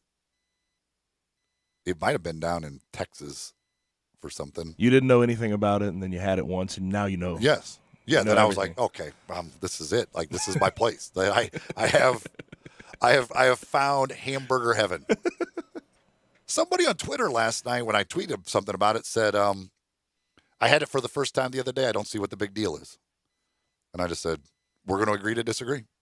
Was it last Friday someone tweeted at you and us about they were selling Whataburger like keychains and or gift cards somewhere in Memphis, right? Oh, yeah. No, yeah. Ray. Yeah. Ray had sent a picture of it. Yeah, like I think I don't know if it was in Kroger, Walmart there. Now they sell gift cards to everywhere. Yeah, they had Whataburger gift cards. I'm like, that's just, that is foreshadowing. That is rubbing it in my face is what that is. But not anymore. Yeah, somebody said it's late 2021, so that's still over a year away. Or no, late 2021. Okay, I was thinking 2022. No, they did say late 21. What year did they say? Did they say late this year? For some reason, I had in my head that they said late next year. Where was that text message? No, late 2021. Okay. Whew. I was thinking late next year when they said that. Okay. I can handle that. So late this year, wait another 6 months or so. I'm all aboard. Got another text here. One was in Fraser and one was on Mill Branch. This is my buddy Phil. He says, I know the one in Mill Branch was open into the 90s. I can't believe you people here in Memphis did not support Whataburger enough to keep it around. John says it lasted until 93. You guys let Whataburger get away before I moved here? You should be ashamed of yourselves. My goodness. We could have had Whataburger here in Memphis this entire time, but you guys wouldn't support it enough? Again, hopefully now that it's coming back and going to be in South Haven, they're going to expand to Memphis as well. We're waiting for Kevin Whitted to join us as he is expected to, former Tennessee Volunteer coach, and he's opening up a new facility here in Memphis. Not a Whataburger, unfortunately. It is not a Whataburger facility that he's opening, but he is opening up a basketball player development location. And he does this. He's trained a lot of guys, and he does this for kids and others. So we're going to talk to him about that. It's a new thing. They're doing the ribbon cutting on it tomorrow. And then it's over on Shelby Drive, 7288 East Shelby Drive. And we're going to get all the details of that, hopefully, hear from Kevin, as he is expected to join us in just a moment. Meanwhile, while we wait for him, a couple of other things. Matthew Liberator, the top, I believe, is the number one prospect in the Cardinals organization, rated number one. He made his Memphis debut last night for the Redbirds. 6 innings, 2 runs, 5 hits, 5 strikeouts, no walks. So he was very impressive last night as he made his debut for the Redbirds last night down at AutoZone Park. And boy, they get some good weather here tonight. And last night, after that little storm came through, it was beautiful again last night. So they're getting lucky after that opening night rain delay and all that. They're getting much better weather here to take advantage of for last night and for tonight as well. Also, don't forget this weekend, the Allen Iverson Classic. That gets underway tonight. There's a game, and tomorrow night is the big game. But you've got some of the top players from across the country. I looked at the 2022 mock draft on NBADraft.net. 2 of the top 3 and 3 of the top 7 guys from their 2022 mock draft are here playing in the Allen Iverson Classic. I mean, this is legit. Like, this is the best players in the country that are in town for that out at Bartlett High School. Of course, Alan Cross has his football camp out at Bartlett. Talked to him yesterday about that as well. Speaking of great basketball players, young basketball players, Kevin Whitted, he is a former Tennessee Volunteer, NBA player, coached in the D-League, and he's opening up a new facility here in Memphis to train basketball players. And he joins me now here on the program. Kevin, how are you doing? Doing good. How you guys doing? Doing very well. So I mentioned the new facility. You're going to be doing a ribbon cutting tomorrow. Tell us about this location, this basketball development services location, and why here in Memphis. Well, I mean, we've been here for at least 8 years already. Doing this. We were previously in a facility, and one thing when we left that facility due to the pandemic and all the changes that were being made with that facility, I was thinking about efficiency. Being in this business for over 25 years now, one thing I've learned is that efficiency is important regardless of what level of player you're working with. So I wanted to really build a facility that you really felt like you were in an NBA facility, number one. Number two, it was from an efficiency standpoint, it wasn't built so big that it wasn't hard to manage. So when I say manage, a player can come in, we have all the bells and whistles necessary for a player for us to make an impact on the player immediately. With the strength and conditioning, we have added in as well with the basketball piece, the recovery, everything. So it's fully loaded and it's set up perfectly for a player, regardless of what level you're on. We can help you right away. What ages do you deal with? Well, we work with ages all the way 8, all the way to the age of, to the professional level. Okay. We have a full staff of, we have 4 staff members. They pretty much take my beginners and my intermediates, and I focus mostly on the advanced students and the college players and pro players. So, that's how we get things done with efficiency. With our staff, I made sure that all the things that I learned over the years, I pretty much teach them how to execute those things from a beginner standpoint with the same intensity, but a different method of teaching. And with our intermediates, they deal with them as well in terms of kids that have come far along, but they're still in a growth stage. And I really touch the kids that are highly advanced. With the younger kids today, and even with the older ones, we've talked here on the program, obviously, with the NBA, college basketball, the game is changing. It is now so much about the three-point shot, or with all the analytics, it's either shoot a three-pointer or get to the rim. The mid-range game seems to be something that nobody wants anymore. Are you teaching kids any differently now than what you would have 10 years ago?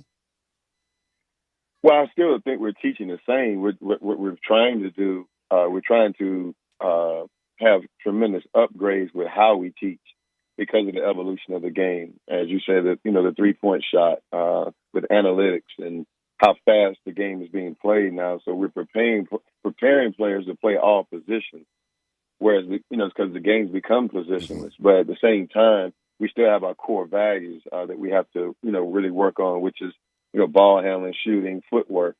Everything begins with the feet. So I think if we continue to keep those core values in place, regardless of the evolution of the game, we're staying true to it. And like I said, from a position standpoint, there's still certain aspects that, point guards have to focus on, especially with 2 guards and 3s, 4s, and 5s. So we make modifications with time, and we work within what the NBA is basically presented now from an analytics standpoint. And by coaching in the NBA, in 3 positions, player development, assistant coach, and also being a head coach in the G League, I've had firsthand knowledge of what's expected. So really, when a player comes in with me, they're 10 steps ahead of everyone because I'm able to share with them insight on exactly what they have to be efficient at per position and what they're looking at. And also the relationships I've developed. Been in this business for this long, I basically know every general manager of the NBA, every NBA team, most head coaches I've worked with or been in the gym with that are in the league now. So, I'm talking to these guys all the time. So they're constantly feeding me information about things that they like to see, which I include in my training method.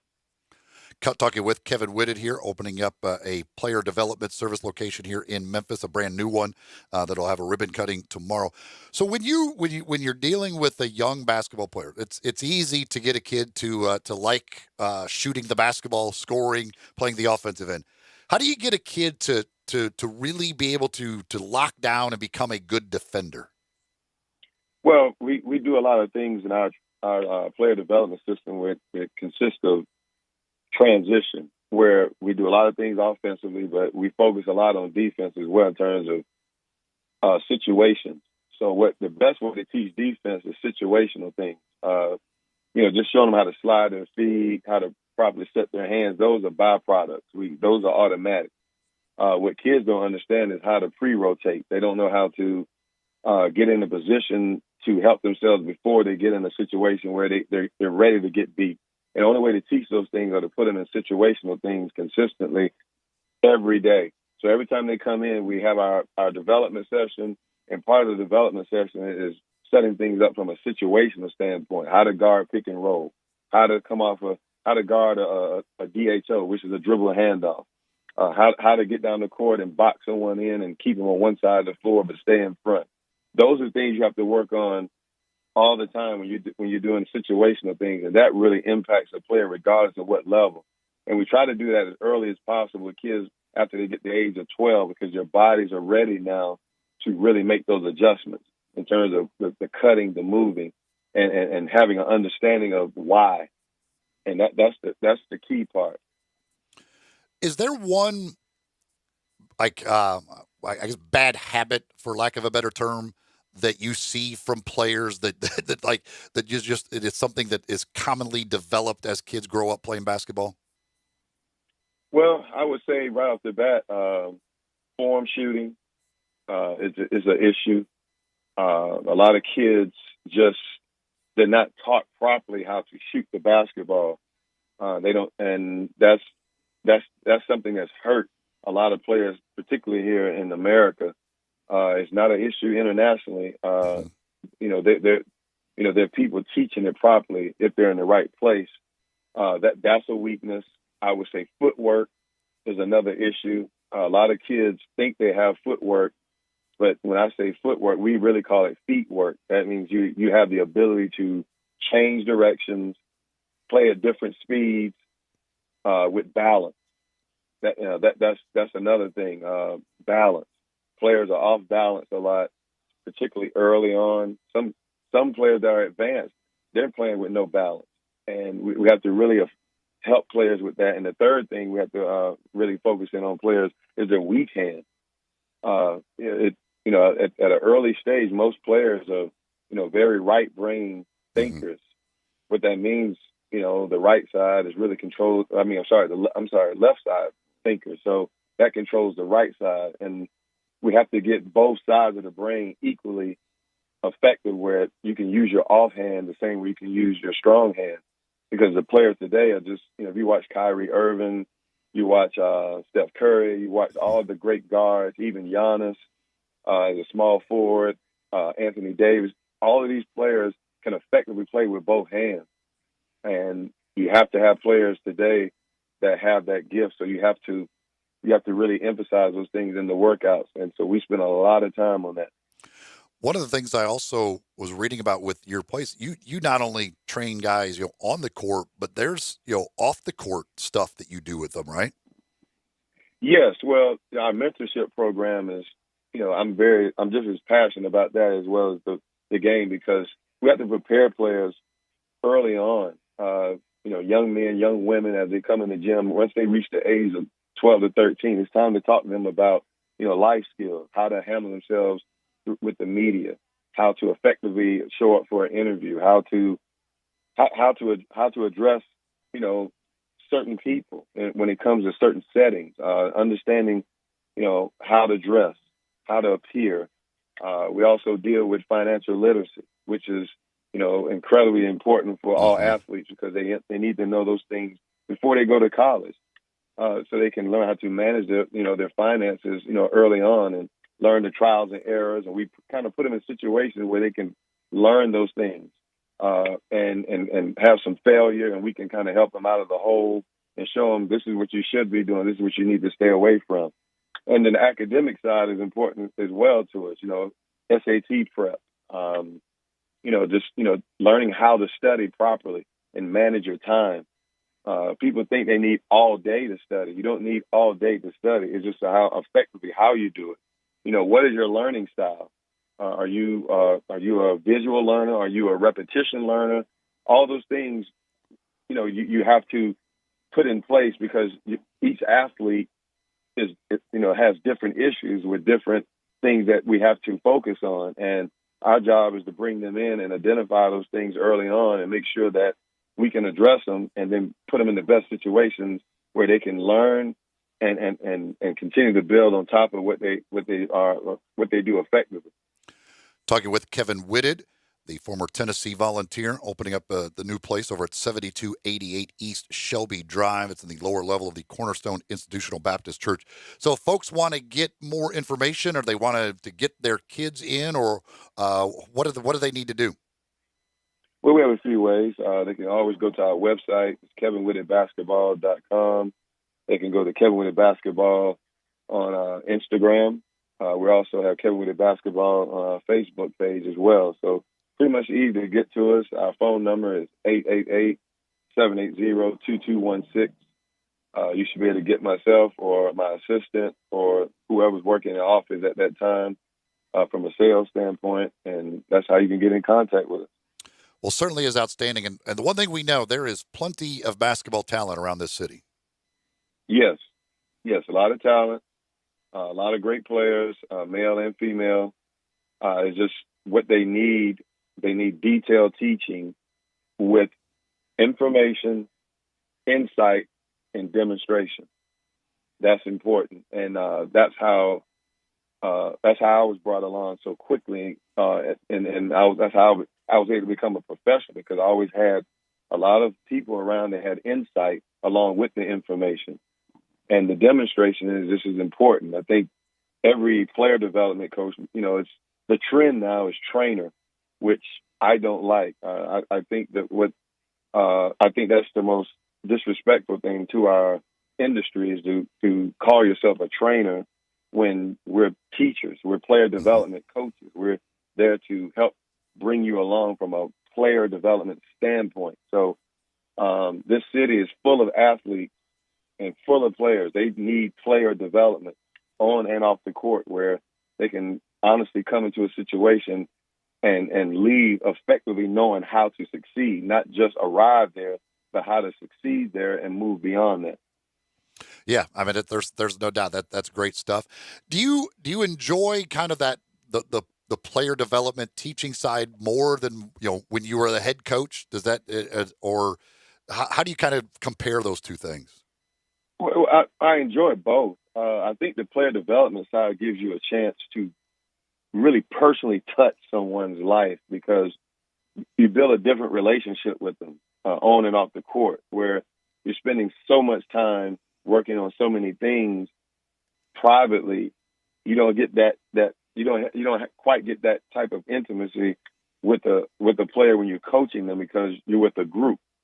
So there are wins and losses with that. I think what I enjoy the most is working with people one-on-one, because I can really effectively deal with their brain and change the way they think. Because the thing, with players, they come in already with the thought process of how that thing should go, and you have to kind of retrain them on how things should go in this area here. And it gives you a chance to allow them to ask more questions. It's just a better relationship, and it takes the walls down. He is Kevin Whitted, Kevin Whitted Basketball Services. Again, the new location, 7288 East Shelby Drive. The website, kevinwittedbasketball.com. That's WHITTED on the Whitted. And again, what's that phone number for people? It's 888-780-2216. And again, you can check them out on Facebook and Instagram as well. Again, ribbon cutting tomorrow on the new facility. And it's great stuff. Kevin, thank you so much for your time, man. Best of luck to you. Oh, yeah. Thank you guys for having me. Appreciate it.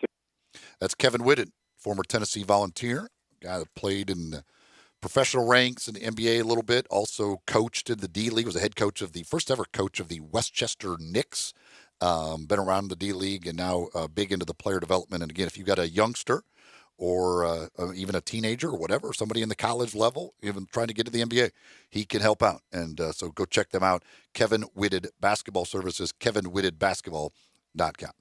Now, we're just getting some blasphemous text messages about Whataburger here that I can't stand. I can't stand for. Some of this is ridiculousness. Any of them saying it's Sonic Plus? Because I would agree with that one. No, one says Crystal is better. Crystal's not even better than White Castle. Now they did exactly. They don't. Yeah, they can't even win their category. They can't even win the small burger category. Now they did throw an LOL at the end of it. I'm assuming that means like that was just purely a joke. But then they say TGIF makes a good burger. Like, come on. Do not embarrass Whataburger. We got another one that I'll address when we come back. But I do want to tell you, with this weather we got out there today, you want to get out and play some golf. We have hit the spot. Like this, weather-wise, we have hit the spot. I'm going to play this afternoon. I'm going to play tomorrow as well. I'm going to get out and take advantage of this weather and get out there and play some golf. And you know the place to go before you go play? If you need to get supplies, well, that's Edwin Watts. Ridgeway Trace Shopping Center there on Poplar between Ridgeway and 240. Whether you're looking for new clubs or whether you're just looking for some balls or gloves, maybe some apparel, maybe some new shoes, maybe some training aids to improve your game.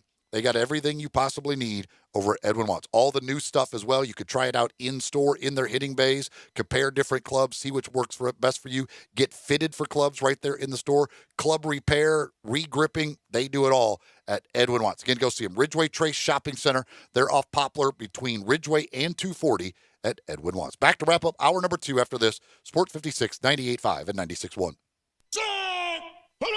We are Sports 56 WHBQ. Listen to us daily on AM 560, 98.5 FM, and 96.1 FM. Mount Moriah Auto Sales. What sets them apart? Great selection, quality, high-end to low-end cars, and low mileage. Mount Moriah Auto Sales is under new management. Ask for Emmett or Steven. Check out their great selection of cars or trucks. Choose from Dodges, Jeeps, Fords, GMCs, Infinitis, Porsches, Range Rovers, Lexus, Mercedes, BMWs, even Bentleys. Mount Moriah Auto Sales also has a great service department with 12 bays for everything from oil changes to alignment to new tires. Go to MountMoriahAutoSales.com. Pick out your like new car or truck today. Mount Moriah Auto Sales, right on the corner and right on the price. It's happening again at Family Leisure. Don't miss out again this summer because pools are going fast. Spas in stock now, too, and they're ready for delivery. New 2021 patio furniture, state-of-the-art in stock now, and up to 20% off select sets. Swing into spring with a brand new play gym, professional installation available. The temperature's rising, and so is the service at Family Leisure. Family Leisure, I-40 and Whidden Road, where family and fun come together. Nestled in the heart of East Memphis, located corner of Park and Cherry, is a beautiful residential neighborhood. I'm here at Town Village Audubon Park interviewing a new resident, Carolyn. Share with us why you chose Town Village. Well, if your parents or special friends need to make that big move, let me share with you my experience. It was tough for me to leave home, but then I discovered Town Village. I would like to highly recommend Town Village to you and your loved ones. After looking at all the amenities and meeting all the people and staff, I was hooked. From restaurant, bistro, 3 meals per day, housekeeping, transportation, security, health care, physical therapy, exercise room, and even a heated pool and spa. Come see us and make your new home at Town Village.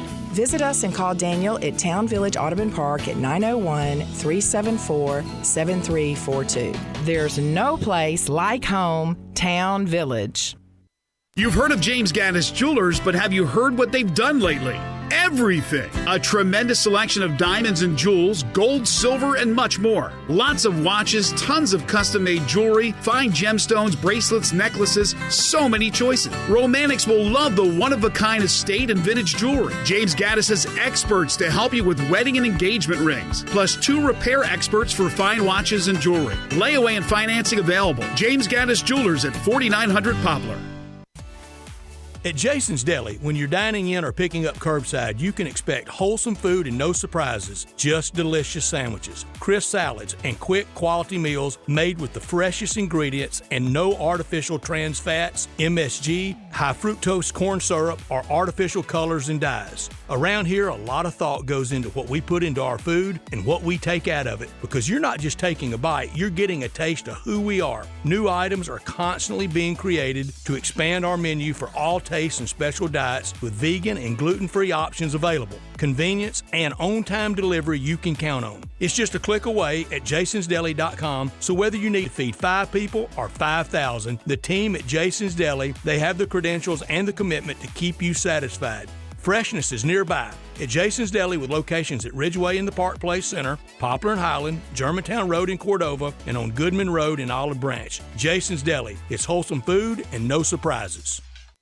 Now, back to Sports 56 Middays. This hour of Sports 56 Middays is brought to you by James Gaddis Jewelers at 4900 Poplar. Here once again are Greg Gaston and Eli Savoy.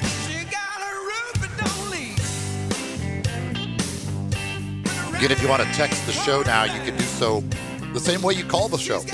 901-360-8255. 901-360-8255. That is both the First Bank phone number and the First Bank text number.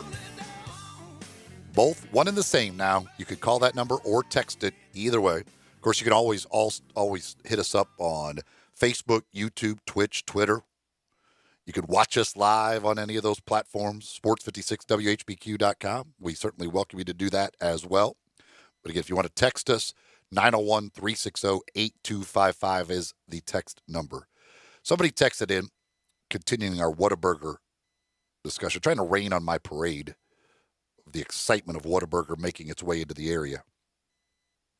Somebody says Tops is better anyway, no difference.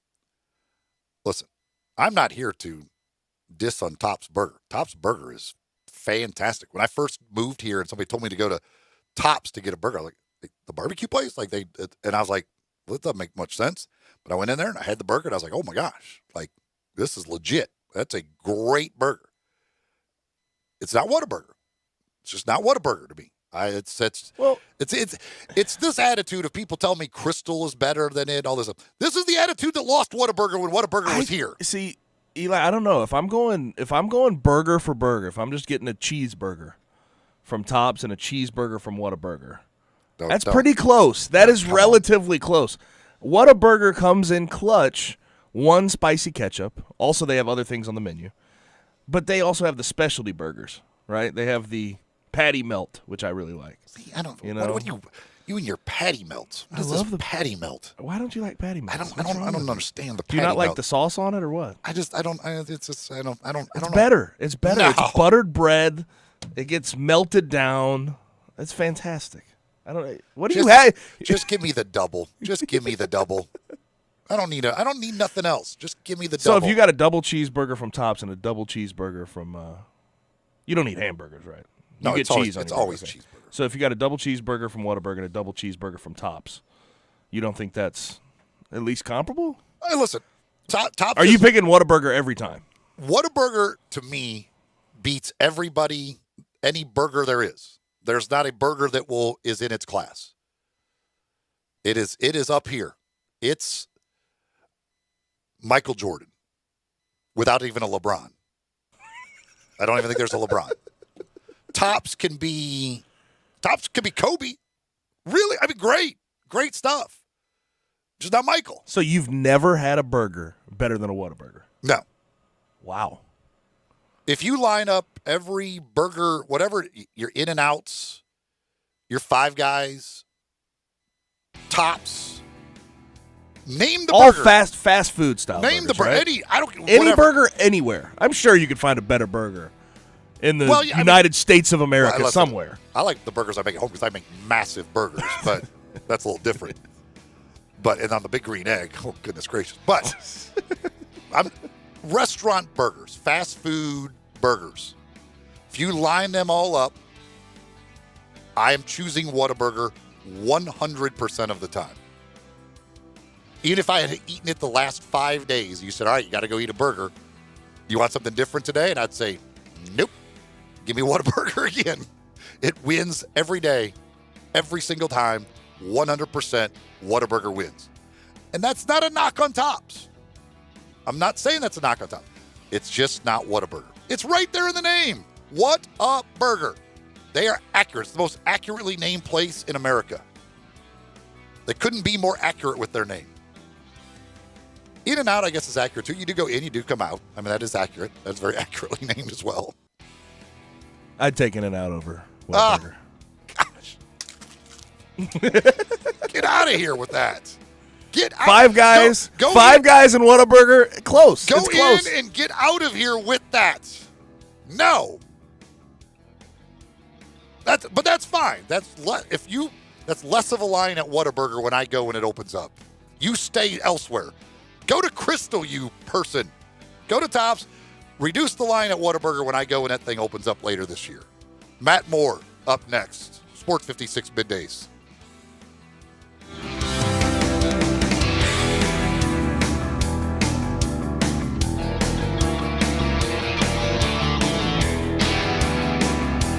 No one outfits golfers better than Edwin Watts Golf Shops. We've been fitting golfers since 1968. Utilizing cutting-edge fitting technology, we'll analyze your swing and our Foresight launch monitors and fit you with the perfect club, pair of shoes, the latest golf apparel, golf balls, bags, and more. So come by today for your complete custom fitting. Edwin Watts Golf Shops, home of the 90-day 100% satisfaction guarantee.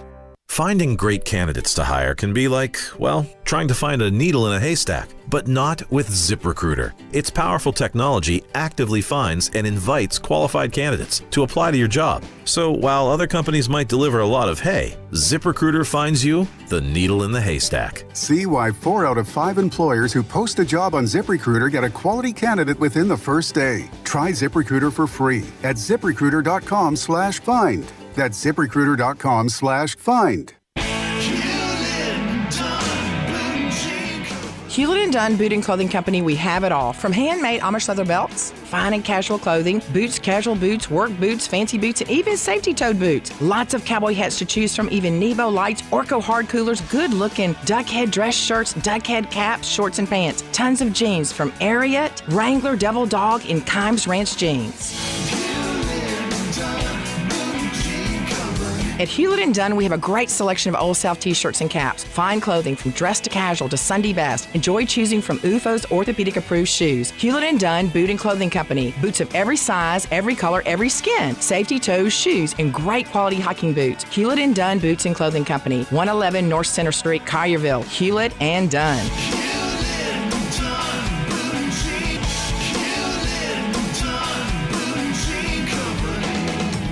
Hewlett and Dunn, serving you and your family since 1961. Did you know nearly 40% of men under 40 and over 75% of men over the age of 40 experience sexual performance concerns? At the Memphis Men's Clinic, their experienced physician performs a comprehensive evaluation that determines which specific issues may interfere with your sexual performance. These issues can vary and range from anxiety to medical issues, low testosterone, or erectile dysfunction. The Memphis Men's Clinic has evaluated hundreds of men of all ages over the years and reestablished a normal sexual life. The Memphis Men's Clinic will work aggressively to resolve issues and allow you to restore your sexual health and overall well-being. That's the Memphis way. If you're 20 years old or 90 years old, come and get cared for the Memphis way. Treatment that's based on your specific needs after a professional clinical evaluation by their experienced board-certified physician. Call the Memphis Men's Clinic today at 901-443-0475 or visit memphismensclinic.com. At Jason's Deli, when you're dining in or picking up curbside, you can expect wholesome food and no surprises, just delicious sandwiches, crisp salads, and quick quality meals made with the freshest ingredients and no artificial trans fats, MSG, high fructose corn syrup, or artificial colors and dyes. Around here, a lot of thought goes into what we put into our food and what we take out of it, because you're not just taking a bite, you're getting a taste of who we are. New items are constantly being created to expand our menu for all tastes and special diets with vegan and gluten-free options available. Convenience and on-time delivery you can count on. It's just a click away at jasonsdeli.com, so whether you need to feed 5 people or 5,000, the team at Jason's Deli, they have the credentials and the commitment to keep you satisfied. Freshness is nearby at Jason's Deli with locations at Ridgeway in the Park Place Center, Poplar and Highland, Germantown Road in Cordova, and on Goodman Road in Olive Branch. Jason's Deli. It's wholesome food and no surprises. We are Sports 56 WHBQ Memphis, W253DF Memphis, and WIVG Tunica Memphis. Flynn Broadcasting Stations. Now, back to Sports 56 Middays. Here once again are Greg Gaston and Eli Savoy. Everyone's watching to see what you do. Welcome back. Hour number 3 here on this Friday. Beautiful Friday here in the Mid-South. Get outside, enjoy the weather today, this weekend. Eli Savoy, Gabe Kuhn with you. Greg today.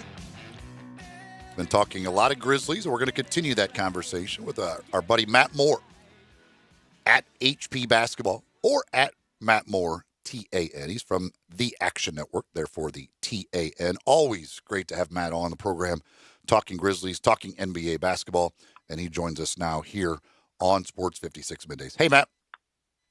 Hey, how are you? All right, I've got to start off with this question. Are you in Kansas City? Is that where you? Where do you live? I'm in Colorado now. I was in Kansas City. Okay, and that's it. So you were. I don't know for sure, but are you a Whataburger fan? I'm a huge Whataburger fan. I used to live in Austin, Texas. Oh, so okay. I am a very big Whataburger fan. They are awesome. Yeah. Do you believe it is the best burger? Yeah, I think it. I think it. Well, I'll say this: there's one called the Smash Burger out here in Colorado that's really great. The seasonings mashed into the meat, pretty awesome. But I would say that my second favorite is definitely Whataburger. Of those options, I take them over In-N-Out or any of those other ones. Yeah, take that, Gabe. Take your In-N-Out and get out of here. We have not had Whataburger. Well, apparently there was one in Memphis way back when, but somehow I don't know why, but it's not here anymore. So we haven't had them. And we just got word yesterday that one is coming into South Haven, Mississippi, which is just across the border. So I am in celebration mode because it is my favorite burger out there, and I got people trying to make arguments that other burgers are better, and I just don't get it. Yeah, I have no idea. I just think Whataburger is especially just the part of it with Whataburger is one, the hours, and then two, the diversity of the menu. There's just so much stuff on the menu you can order. It's 2 a.m. and you're gonna have a bar. Yeah, Whataburger is the way to go. It's a Sonic on steroids. That's what I keep telling Eli. Yeah. Sonic on steroids. That's a lot of steroids. That's worse than Barry Bonds steroids if you're going to compare that to Sonic, that's for sure.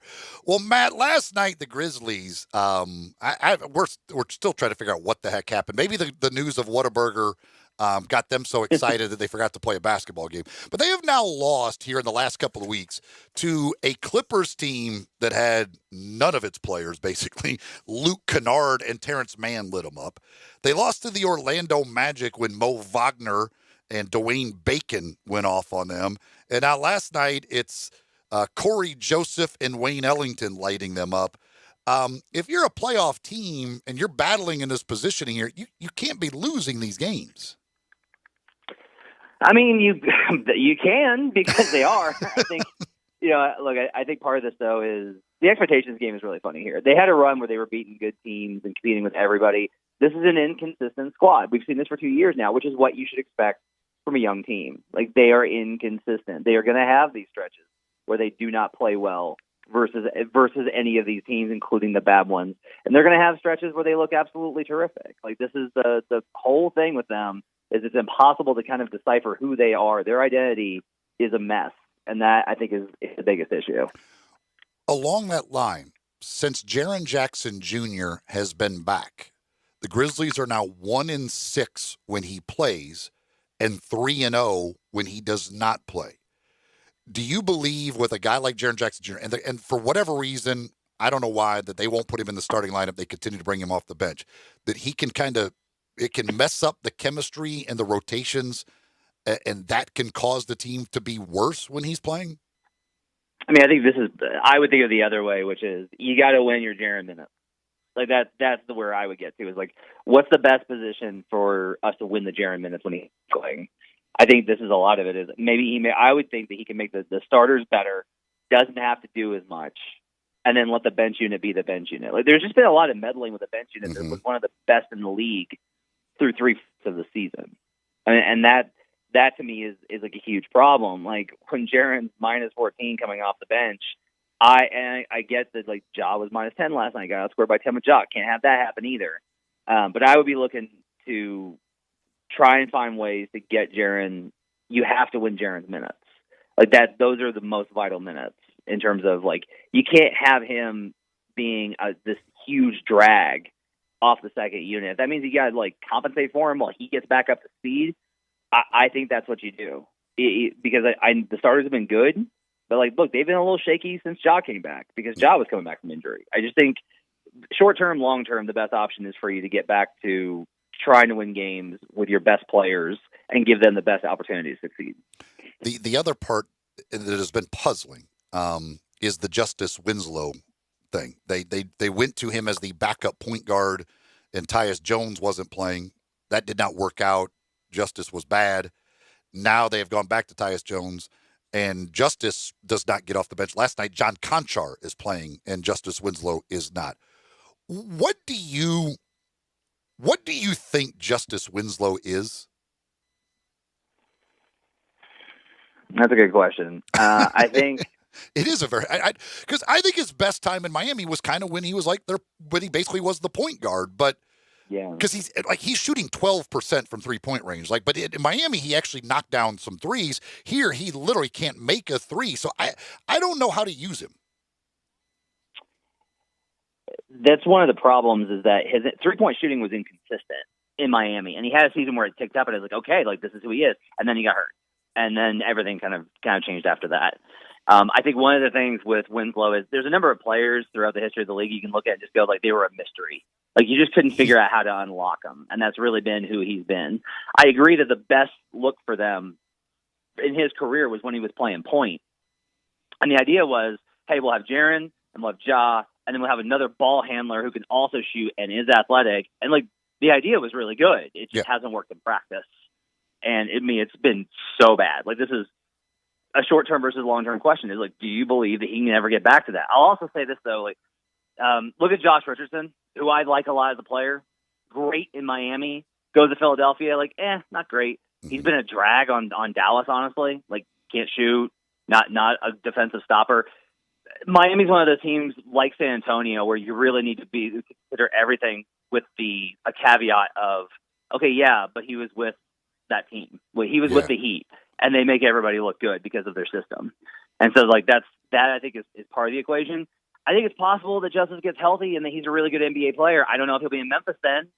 I think this is the question: is like, how long can you wait for an experiment to work out?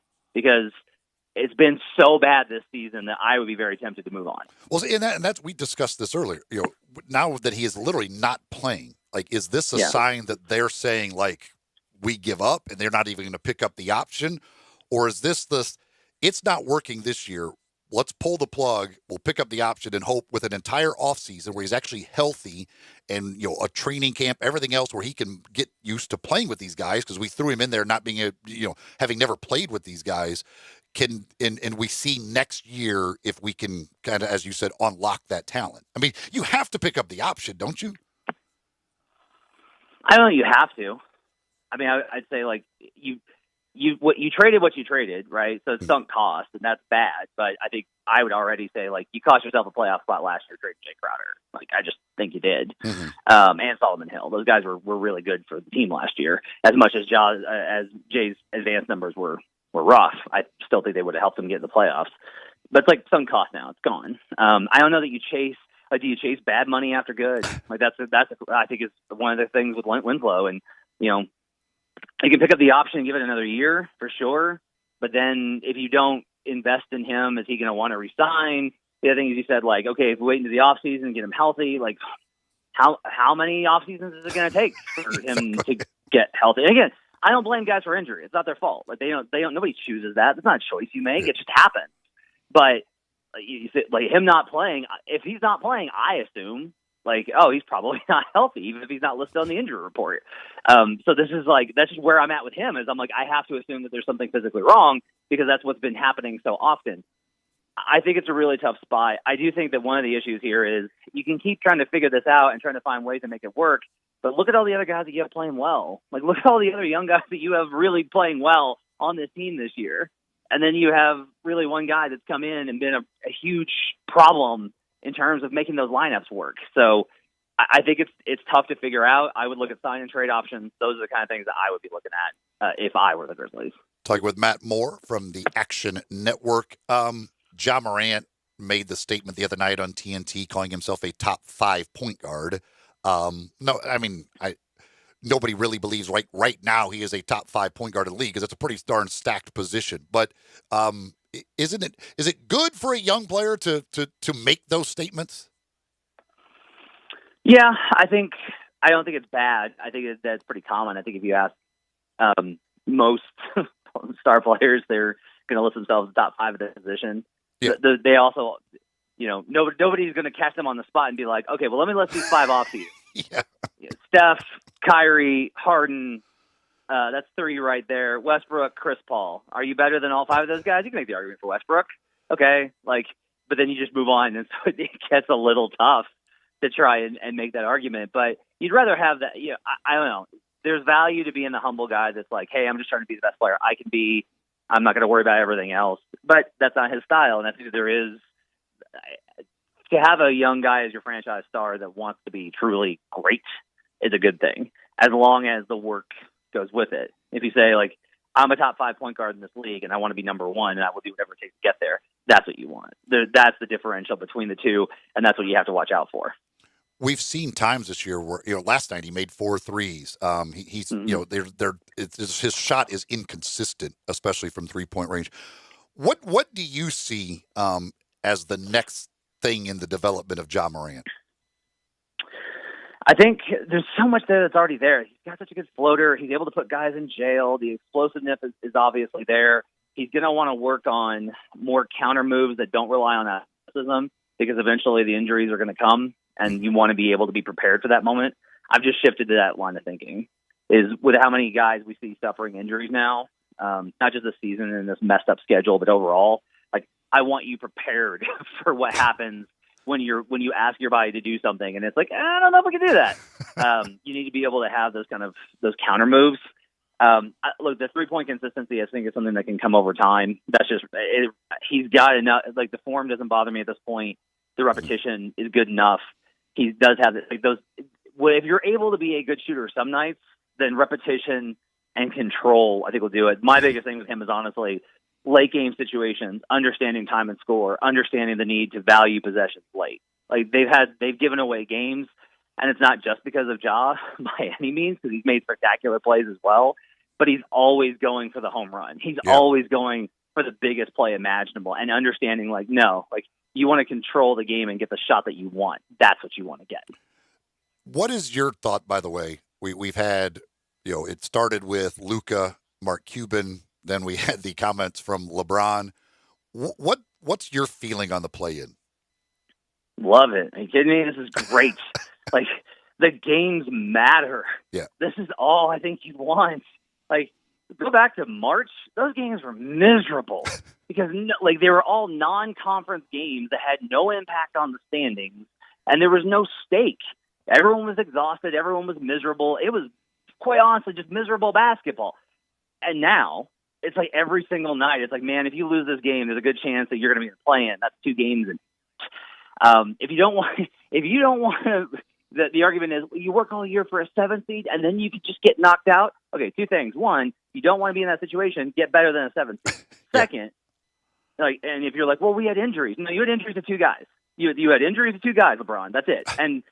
But this is what happens when you front load a team. The Nuggets are 10-2 since Jamal Murray went down. Yeah. They're not in the play-in. Like, this is part of it. And then the other thing is, if you think that, well, we're the 7th seed, we're way better than this 9th and 10th team, okay, then you should have nothing to worry about because you should be able to beat them. And yeah, there's going to be times in the course of the play-in where a team just gets hot from 3. And everyone's going to be like, should we do this? Because they're not the best team, blah, blah, blah, blah, blah. I would rather, most times, these 1 versus 8 and 2 versus 7 series are waste of time. Mm-hmm. And so I would rather have those series, but then also get these really chaotic, intense, one-off play-in games. If it's Steph versus LeBron in a winner goes home, come on. The ratings for that will be better than a 1-8 series with the Jazz versus the Spurs would ever be, all of them combined. So to me, there's nothing but upside here, and the team's just again, if you don't want to be in the play-in, have a good enough roster and play well enough to be able to avoid it. Yeah, I mean, it's like the Lakers-Blazers game tonight, massive. Makes it much more entertaining when you idea one of you could be in the play-in because of this game rather than, well, it's kind of deciding the 6th and 7th seed, but who really cares? It becomes something. And I mean, if the Lakers end up we could have the Lakers and Celtics both in play-ins. That would be insane.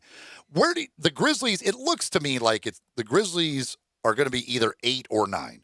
The Spurs, their schedule's brutal. I don't even know if they can hold on to 10, but I don't know if New Orleans can win enough games to catch them. It looks like it's the Grizzlies and Golden State. One's going to be 8, one's going to be 9. It may come down to the last game of the regular season when they play each other to decide that. Would you agree? Yeah. So the way I look at it in terms of making sure that Memphis makes the play-in, the Grizzlies, if they go 2-4 the rest of the way, which I know that they've been bad, but 2-4 is a pretty low bar, then they're in. I can't see a scenario where they go 2-4 or better and don't make it. Yeah. The big question is going to be Golden State. So Golden State is a very consistent team.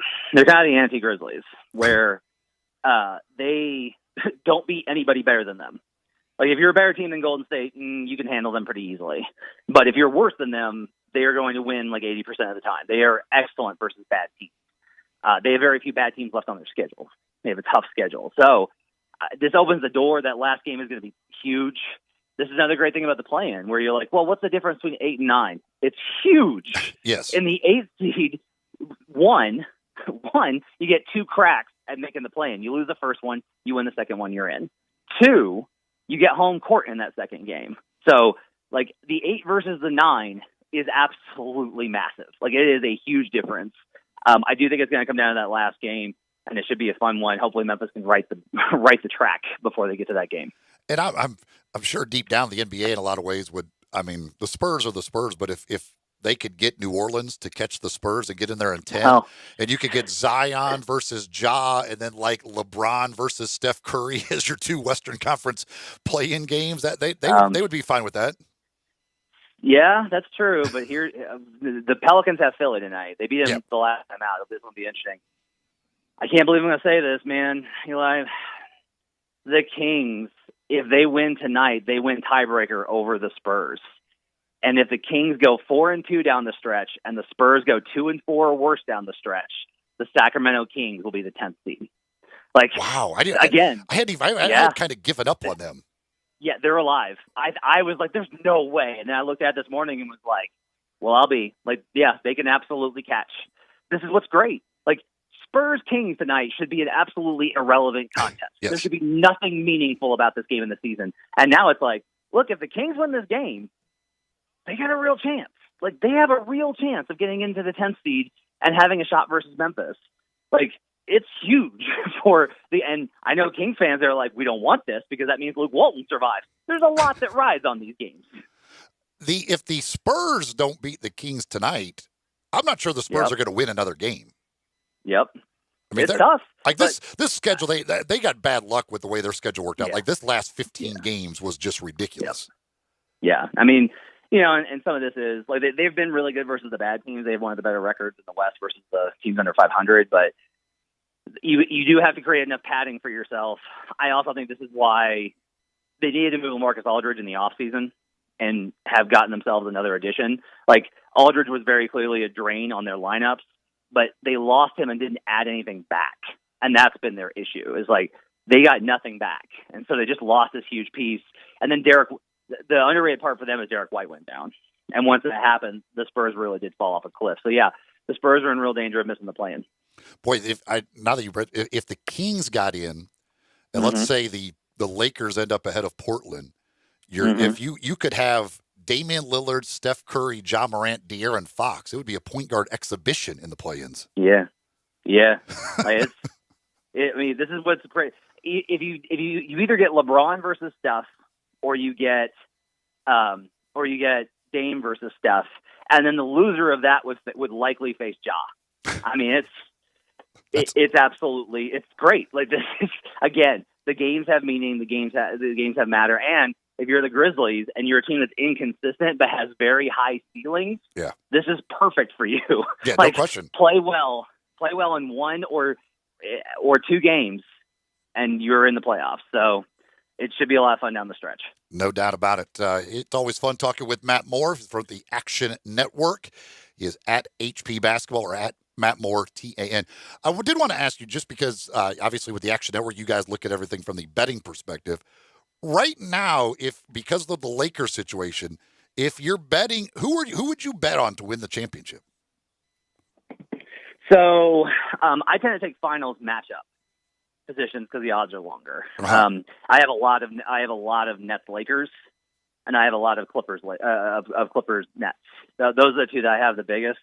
I think right now, honestly, I did a big piece on the difference between playoff teams and regular season teams, and the Clippers and the Nets grade out really well in those metrics. The Nets in particular, as much as it's like they're a bad defensive team, so much of that you can look at and say that in a playoff environment they're going to be better. I think the Nets are rightfully the favorite.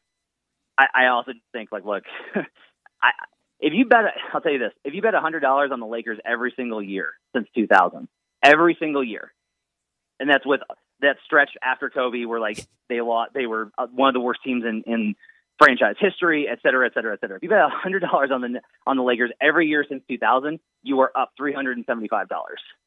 If you just blindly bet the Lakers every year. So, like, I tend to think the course of NBA history bends towards the Los Angeles Lakers. But right now, from where we sit right now, it really is up in the air. There's a lot of possibilities for how this shakes out. It's funny how, like, just nobody seems to have faith in the Jazz in the playoffs. Nope. And there's a reason for that. Like, one of the things I wrote about was you can't be anchored to a scheme. They have to drop Rudy Gobert. If you switch him, he's going to get burned on the perimeter. We've seen that versus James Harden. He's only going to face elite ball handlers, and then their defensive construct falls apart. On the other side, if you switch everything versus them, they get really jammed up because Gobert can't hurt you in the post. And so if you've got defenders that can hang with Mitchell, like, they're gonna be good. Like, they're a great team, great 3-point shooting, everything. But they are in a playoff environment. They are very poorly built for it. I like the Suns a lot more than I like the Jazz in terms of their playoff upside.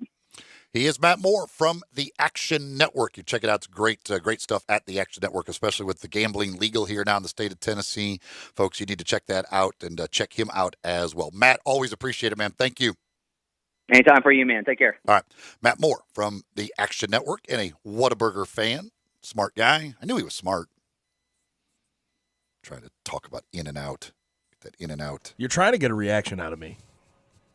So somebody texted in, said go to Cream Castle in Blytheville, Arkansas. Get the Castle Burger, spelled with a K. I've never spent any time in Blytheville other than, what I've ever done in Blytheville is get off the interstate to get some gas. Why do they spell cream with a K? I think that's. I don't know. Yeah, I don't. That's last name of some sort, maybe. But listen. I'm willing to try all these places. What you tell me, like is it like for that person? Can you is it like close to the interstate? Because I just go up the interstate there, but I don't know anything about Blytheville. But if you can tell me where it is, I'm next time I'm heading that direction. I'm willing to give burgers a chance. I'm all about giving burgers a chance, especially since we don't have Whataburger yet. I'm all about giving burgers a chance. Let me know where it is. Up next, we've got 10 in a row. But before we do that, I do want to tell you about Black Tie Moving. They are the professional, expert movers here in Memphis. They are going to make sure that they take care of your belongings. You're going to have no problems whatsoever. And they will do as much or as little, really, as you need, whatever you want to pay for. They'll sit down with you. They'll come up with a plan that fits your needs, fits your budget. If you just need them to move your stuff, that's what they'll do. But if you want them to do much more, like pack it, unpack it, maybe you need some storage facility for a while, whatever. They'll do it, and they'll sit down with you and make sure that the plan is exactly what you need so you're not paying for a bunch of extra stuff that you don't want them to do or don't need them to do. You can call them 901-316-6196. Go to blacktiemoving.com/Memphis. You can get a free, no obligation quote. They'll let you know up front exactly what it's going to cost you, everything they're going to do. They've got A+ ratings with the Better Business Bureau, 5-star ratings all over online. You're not going to find anybody better. And let's be honest, moving, you don't want to try and do it yourself. It's just not fun. It's stressful. They take the stress out of it for you. Black Tie Moving. Again, 901-316-6196 or blacktiemoving.com/Memphis. 10 in a row is next. You can get on the First Bank phone line at 360-8255, 360-8255. Chance for you to win a great prize package when we come back here on Sports 56, 98.5 and 96.1. Listen online anywhere, anytime at sports56whbq.com. I want to do some bragging rights. Hey, I was just the other day overhearing a conversation with Big Mike, the manager of DeSoto Auto Sales. They've got people buying cars all over the country. North Carolina, South Carolina, Georgia, Alabama, Arkansas, Texas. People from all over the country buy cars at DeSoto Auto Sales in Olive Branch, Mississippi. Why? DeSoto Auto Sales has the most stringent car inspection in America. They get it right the first time. Quality and low mileage, factory warranty on most vehicles. My favorite part is the people who work there. Big Mike, all the employees are professional, friendly, and go that extra mile. Expect as you walk in the door, you're treated like family. DeSoto Auto Sales understands your time matters. We can help you find your dream car and get all the paperwork finished in less than an hour. Come see us at DeSoto Auto Sales and be part of our family. Have a great buying experience every time. 662-890-7184. Hi, I'm Tito Beveridge, founder and master distiller at Tito's Handmade Vodka. In 1997, I started the first micro distillery in the state of Texas with my dog, Dog Joe, at my side. We're still working with dogs out at the distillery after all these years. Learn more about how dogs are a part of life here at Tito's Handmade Vodka at vodkafordogpeople.com. Tito's Handmade Vodka is made from corn and naturally gluten-free. Cheers. 80 proof Tito's Handmade Vodka, distilled and bottled in Austin, Texas. Tito'sVodka.com. Golf enthusiast, looking for new golf greens? Got it. New and exciting Cypress View Golf and Recreation, just over the Mississippi River in Marion, Arkansas. Cypress View Golf and Recreation, absolutely gorgeous. Your first tee, you're looking at cypress trees a mile long in between a small lake. Give it your best shot. Feel like you're on vacation. Located just over the bridge at 303 Club Circle in Marion, Arkansas. It's the new semi-private pro golf club. Cypress View Golf and Recreation has a new golf pub with tons of new food items for breakfast and lunch. Choose from Philly cheesesteak sandwich, homemade fresh hand-patted burgers, and Nathan's hot dogs, flatbreads, quesadillas, summer salads, and more. Take advantage of Cypress View Golf and Recreation's new membership for unlimited golf. 7 days a week, only $199 plus tax. Call Pro Mark today at 870-739-6305 at Cypress View Golf and Recreation. The folks at Homer Skelton Hyundai want to say thank you. Thank you, Memphis, for another spectacular year. They set records, but I can understand why. You think about the product. Where else do you get a 10-year, 100,000-mile limited powertrain warranty? That's what you get on every new car at Homer Skelton Hyundai. Oh, and thank you again for the 11th straight year, the #1 certified pre-owned car dealership in all of Memphis. It starts with that product, but then it goes to the shopper assurance. Where else do you go where you get transparent pricing, flexible test drive, take the car for a couple of days if you want, streamlined buying process? You're not going to be there all day, in and out. And then, and I have not seen this anywhere else, the 3-day worry-free exchange. You buy a new car, if you've got any buyer's remorse, you've got 3 days to change your mind. Just get on Lamar, take it into Mississippi, the first exit's Craft Road, turn left, and go see Chris True and all the gang at Homer Skelton Hyundai. Now, back to Sports 56 Middays. Here once again are Greg Gaston and Eli Savoy. Cold wet December day, we touched the ground at JFK. Snow was melting on the ground. Yes, I heard the sound of an angel. Ron texts in, says the Grizzlies don't want the Pelicans in the playoffs. Well, no. I mean, since they can't beat them, they get one more shot here in the regular season for Ja to finally get a win against Zion. But no, they have not been good whatsoever against the Pelicans. So if the Pelicans sneak into that play-in, I literally had thought Sacramento was dead. I didn't think there was any chance, but wow, Matt's talking about they very much could sneak in there. How about though if that was the match? If the play-in matchups were, one was Lillard versus Curry or LeBron versus Curry, and the other one is Ja versus De'Aaron Fox. You can get some eyes there. That's pretty good point guard battles. If you get Lillard Curry, it's like the two top guys and then the two young guys who are kind of both trying to make that case to be a top 5 point guard. That's a pretty good stuff. I don't know if Ja would like the De'Aaron Fox matchup. He does not like that matchup. No, he is. We talk about the Pelicans as a team. De'Aaron Fox is the player that Ja has struggled against because of his quickness and size. Time now for 10 in a row. Not 5, not 6, not 7, not 8, not 9, but 10 in a row. It is 10 in a row. It's your opportunity to win a great prize package. Today's prize package is $25 to Sunrise. Fantastic breakfast and lunch there on Jefferson, kind of between downtown and midtown. I never know if that's downtown or midtown that would be considered, but kind of in between the two. They're on Jefferson, Sunrise, just absolutely fantastic stuff. And also $25 in piggy bucks from Central Barbecue. So you got 25 Sunrise, 25 Central Barbecue going to the winner of 10 in a row today.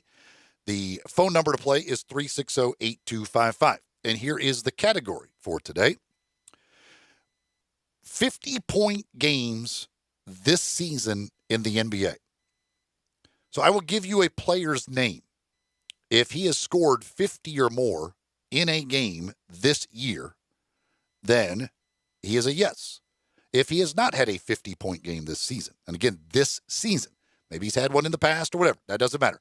This season, 50-point games, if they have not had 50 points in a game this season, then they would be a no. And if you get 10 of those correct in a row, then you are a winner. And again, you get $25 to Sunrise, and you get $25 to Central Barbecue. So $50 total dollars of great food and or drink. The First Bank phone lines, 360-8255, 360-8255. Don't wait around, folks. Don't try and let somebody else set the table for you. You got to get it. Somebody's got to be first. Somebody's got to be first. And you never know. You might win. You might steal everybody's thunder. Everybody that waits, you might just come in, swoop up the great prizes, and they never get a chance. 360-8255. 360-8255. We've got some open lines right now for you to play 10 in a row. Again, 50-point game this season. Has the player scored 50 points or more in a game this season in the NBA? 360-8255 is the phone number to play 10 in a row. Jim is not afraid. Jim's going to step up to the plate. He's not afraid to be first. What's up, Jim? Hey, how are you? Doing very, very well.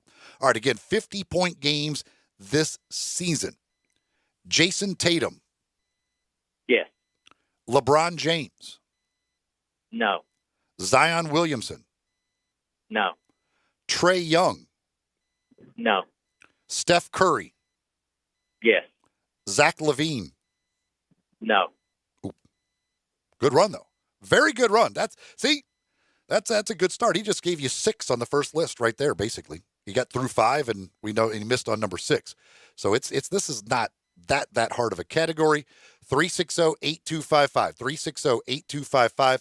First Bank phone lines for playing 10 in a row. $25 to Sunrise, $25 to Central Barbecue, going to the winner of 10 in a row today. Jim showed you how it's done. We need some folks to step up and play and get a chance to win. Otherwise, me and Gabe will go to Central Barbecue and to Sunrise. I'll take it. Jim set the table nicely on that first list. I don't think this is a super hard category. This is not. There could be misleading ones. I thought LeBron James would trip him up, but it didn't. No, yeah, it's not perfectly simple, but it's a 50-point games are a pretty big deal. You usually see that in the headlines if somebody scores 50 in a game. So if you kind of pay attention, you may, but some of you may not remember. So it may have been early in the year, stuff like that, like Zach LaVine's was. So I understand that, but yeah, it's not a super hard category. And but if nobody wants to win the great prize package, then we move along. Me and you go eat some great food. And we enjoy it that way. 360-8255. 360-8255 is the phone number to play 10 in a row. And again, $25 to Sunrise, $25 to Central Barbecue, going to the winner of 10 in a row today, if we have a winner of 10 in a row today. Did want to mention again, don't forget Alan Cross. We talked to him yesterday. He's got his football camp tomorrow morning over at Bartlett High School. You can just show up out there for the kids, and they're going to do a football camp out there. Also, of course, tomorrow night at Bartlett High School. It's a busy day at Bartlett. Tonight and tomorrow night, they got the event around the Allen Iverson Classic going on. Allen Iverson himself in town for that, and top basketball players from all ranks, from all the top senior players, including some Memphis commitments in Jonathan Lawson and Josh Minot involved in that. Memphian, Kennedy Chandler's out there. They got Paulo Banchero and Chet Holmgren, who are the 2 top players in this class that are participating in that Iverson Classic. That's at the main game is at 6:00 tomorrow night. But tonight they've got an event featuring some local kids, I believe, and then they're going to have a slam dunk contest and some other stuff. So it's a big time event going on here in Memphis. This is basically the high school all-star game of this year because there was no McDonald's game. So this is it. And it got approved by the NBA for NBA personnel to come watch. So you got representatives from all the different NBA teams here. They haven't been able to watch kids for over a year now, and they're getting a chance to come out here and watch it. This is a big deal. We had Tony Harris on talking about this a couple weeks ago. It's a very big deal. Really cool to have this event here in Memphis, the Iverson Classic going on out at Bartlett High School as well. So Bartlett High School is going to be the focus of a lot of stuff over the next couple of days. Again, we're playing 10 in a row. 50-point games in the NBA this season. Has a player scored 50 or more points in a game this season? 360-8255. 360-8255. We'll give you another minute or two. I've got Neely queued up, ready to go. And then after that, if we don't have any more players, then we will shut things down. And again, I'll enjoy some barbecue myself. Neely, what's up? All right, bro. I'm waiting for you. I'm ready. It's kind of weird that Neely's trying to win Central Barbecue. We had Neely's Barbecue here in Memphis, but nonetheless. All right, it's 50-point games in the NBA this season. Has the player scored 50 or more in a game this year? Luka Doncic. Yes. Oh. Not a good run there. That was not a good run. Jim had a much better run. Jim, our first contestant, had a much better run than Neely did. Yeah, Luka Luka, I can understand. That's a little tougher one. Luka, that's that one I figured might trip somebody up, but he has not scored 50 in a game this year. What's his high this year? It's 40 something. Yeah, I want to say probably close to 50. He might have even had 49. He might be one of the 49s if I'm not mistaken, but he has not hit 50. I'll have to look. I can't remember. He's in the upper 40s, I believe. But yeah, he has not hit 50. Let me see if I can pull that up.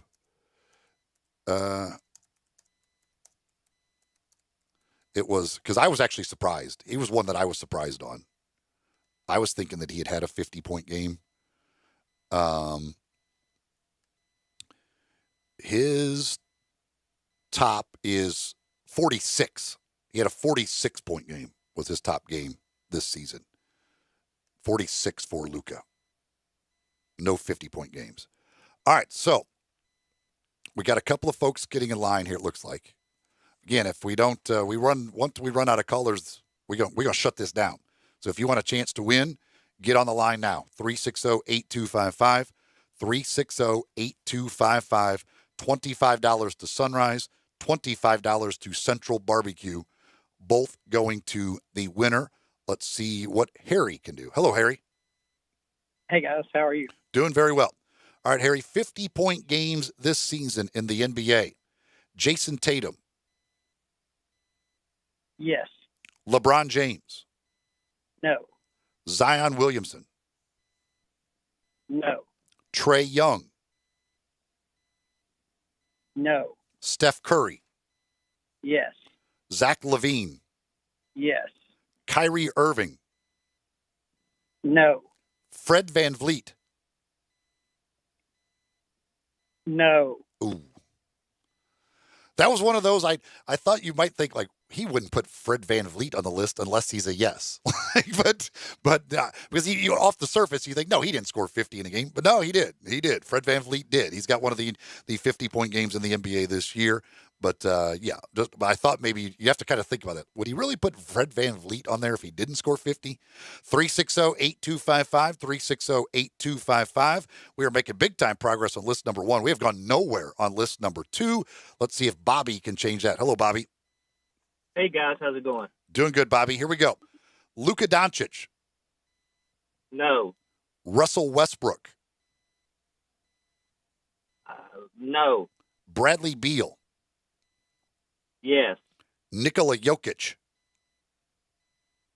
Yes. James Harden. No. Giannis Antetokounmpo. No. Joel Embiid. Yes. Devin Booker. Devin Booker. No. Jamal Murray. Yes. Kevin Durant. No. Boom. Bobby didn't need no help on list 2. He just runs it out. There you go. He just runs it out on list number 2. Bobby, congratulations. You are a winner. You've got yourself $25 from Sunrise and $25 from Central Barbecue coming your way. Hold on, and Gabe will take care of you. And, see, this is the advantage. This is why you don't want to wait around. Since Jeff's on hold, I'll give him a second chance opportunity. Hello, Jeff. Hey, Eli, how are you doing? Doing well. All right, second chance opportunity for you here. 50-point games this season. Jason Tatum. Yes. LeBron James. No. Zion. No. Trae Young. I'm going to go no. Steph Curry. Yes. Zach LaVine. Yes. Kyrie Irving. No.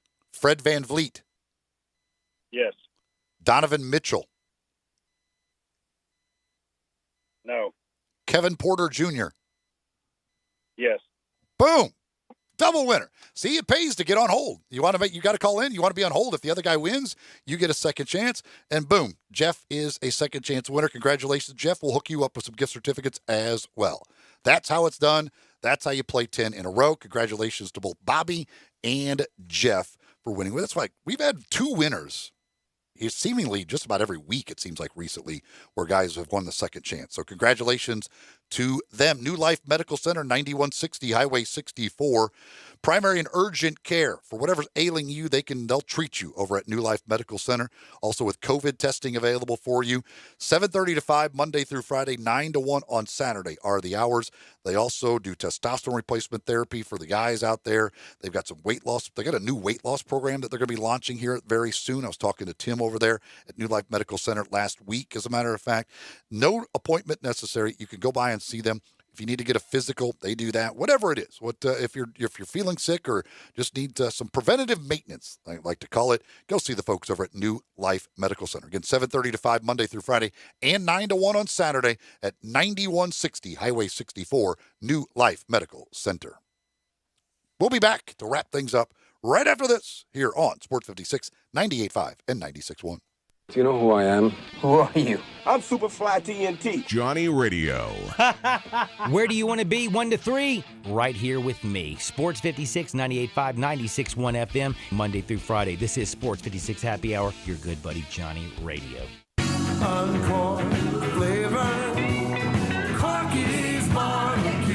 Corky's is your home for authentic Memphis barbecue. Our dining rooms are open, or stop by our speedy drive-thru. Order your party packs today, starting at only $5.99 per person. Texting enrolls you into reoccurring automated text messages. Message and data rates may apply. Come on, one more rep. You got this. 10. There it is. Nice work, man. You're a beast. Thanks, man. I feel better than I have in years. And I got to tell you, taking Nugenix makes a huge difference for me. Nugenix? That's the testosterone booster with TV ads with Frank Thomas. The big hurt, right? Oh, yeah. The patented key ingredient is Testofen, which helps boost free testosterone levels and increase lean muscle mass. Well, it's clearly working for you.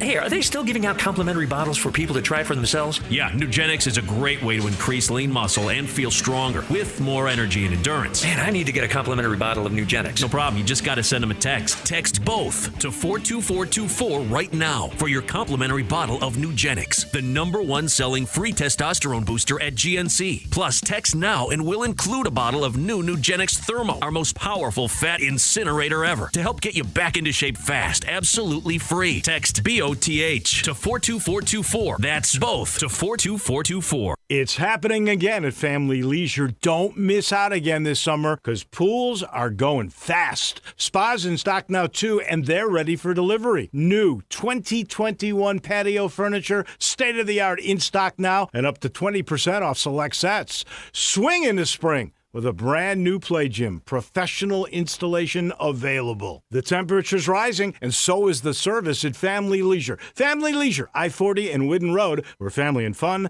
come together. I know the sweetest thing in Memphis, and I know it's been around for 115 years. You know, I'm talking about Dinstall's, and it's time to stock up heavy on Cashew Crunch, Heavenly Crunch, Turtlettes, all of your favorite Dinstall's treats. So easy to get. The sweetest thing in Memphis, all you have to do is head to Laurelwood or head to Germantown and Poplar right across from the hospital, or go where they make the candies. That's on Pleasant View. There's nothing that says Memphis better than Cashew Crunch with that little tinge of coconut, or the Turtlettes. Let's face it, there's nothing better than Dinstall's chocolate.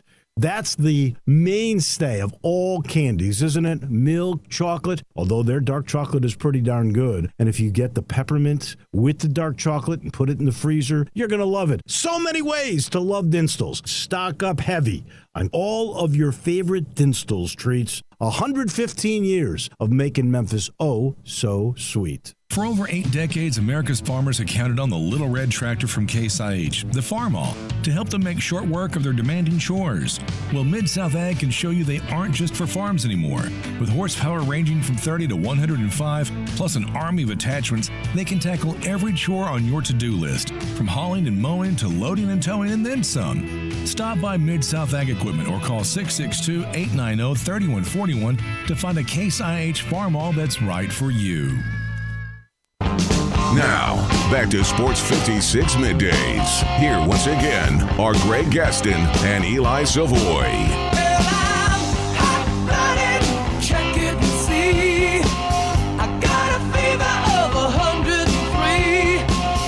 Welcome back. Final segment here on this Friday. Final segment of the day. Final segment of the week. Eli Savoy, Gabe Kuhn. A very sad story out of Texas, where linebacker Jake Ellinger the younger brother of Sam Ehlinger, the former Texas quarterback, found dead. They don't have they. We haven't heard anything yet on a cause or anything, right? They said they didn't see anything suspicious, right? Yes, there's no cause, but they said there was nothing suspicious. They don't think foul play was involved. Man, that's you talk. I mean, last week he's celebrating with his brother, getting drafted in the NFL, and now found dead. Just awful stuff to see something like that for a guy so young. Just absolutely makes you ill. Did you see Nick Saban's response to Jimbo Fisher and his thing of that?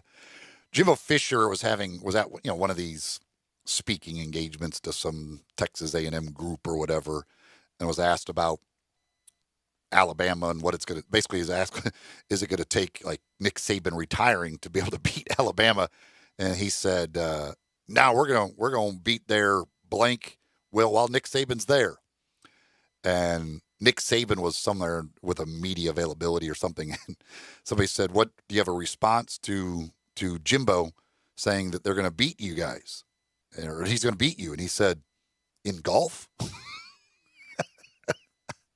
I think was it a longer response too? I think. Well, then he went on. He said, He said in golf, and then he said was he talking about football? And then then he came with the whole they're a good team, and he kind of did that stuff. Yeah. But the first thing he goes in golf, what was he talking about? He brought up basketball. He said, well, because when they were coaching, when Jimbo was on his, he said, well, he used to be on my team when we played basketball together. But I mean, it's just. I love Saban because he can just throw those little jabs so deadpan and doesn't really think, and then he'll kind of let it set in, and then he'll come back with they're a good team and all that stuff, but it's he loves to just dig, just throw that little dig in there to start it. It's either that or he's just insufferably mean to whoever's interviewing him. There's no in between. Yes, that's what it is. I didn't know what response that he would give to that. I didn't know if he would be kind of just, well, whatever, guys say so. But just to go, just with had it ready to go, you could tell in golf. It was either going to be a joke or he was going to completely disparage the reporter. There was no there was one of two options there for Nick Saban. I'm glad he chose that one though. Why would you ask me that question? No, I'm sorry. I just thought it was funny. So quit asking. but good on Nick for having that radio.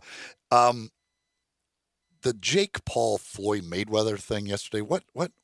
Then he grabbed his hat, and put it on. Yeah, and he started selling merchandise. So he said, "Gotcha hat," and he's selling merchandise that say "Gotcha hat." Goodness gracious. When are they fighting? So I know how Logan Paul's. They're not. Logan Paul's fighting. Or Logan his Paul. brother's fighting. I think. Yeah, when's that fight? June 6th. Okay, so we don't have to deal with these staged little stupid things for very long. Yes, and Floyd was acting. They had sort of supposed live video of him freaking out. It looked like acting. It looked all completely fake, staged. Yes, and then Floyd Mayweather afterwards said, "I'll fight Logan. I'll beat him, and then you can put Jake in the ring right after that, and I'll beat him." So he said he wants to fight both the Paul brothers on June 6th. Ugh. It's just. I mean, I guess this thing's going to get nauseating. I have a feeling. Well, no, I'm trying to promote this thing. Here's the thing: Jake Paul has to take advantage now because eventually this is going to be completely out of circulation. People are going to get tired of the whole heel thing, and you got to hit it now while it's hot. Grabbing the man's hat and then selling merchandise that says "Gotcha hat." Really? Gosh. Hey, what a wonderful country we live in where you can sell merchandise saying "Gotcha hat." And there's people out there that'll probably buy it. Oh, a lot, yes. Well, I mean, you just think about how Jake Paul has made his money. Besides the Disney Channel, he has made his money being a complete and total buffoon. A YouTube star gets a chance to have his brother fight a great fighter, steal his hat, say "Gotcha hat," and sell merchandise. Gotcha. 2021 in America, folks. But God bless this country. Time out for one final thing. Before Greg and Eli get out of here for the day, they each have one final thing they think you should know to make it through the rest of your day.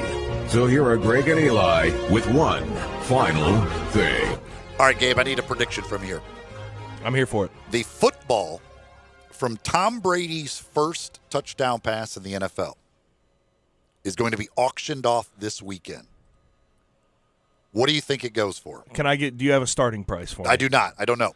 I just saw that they're auctioning off. This is the football. Oof, and it's an anonymous seller. The person who's selling it does not want their name out there. Okay. I don't know how they got the football or whatever. Confusing. I don't know if whoever caught it, threw it into the stands or and didn't think to give it to Brady. If you think it was his first touchdown, whoever caught it would have given it to Brady. I don't know. I don't know how the person got it. And they're apparently remaining anonymous, but they are auctioning off the football from his first touchdown pass this weekend. I'm probably going to overestimate drastically the price that it will go for, but I'm just going to say it. I think $20 million.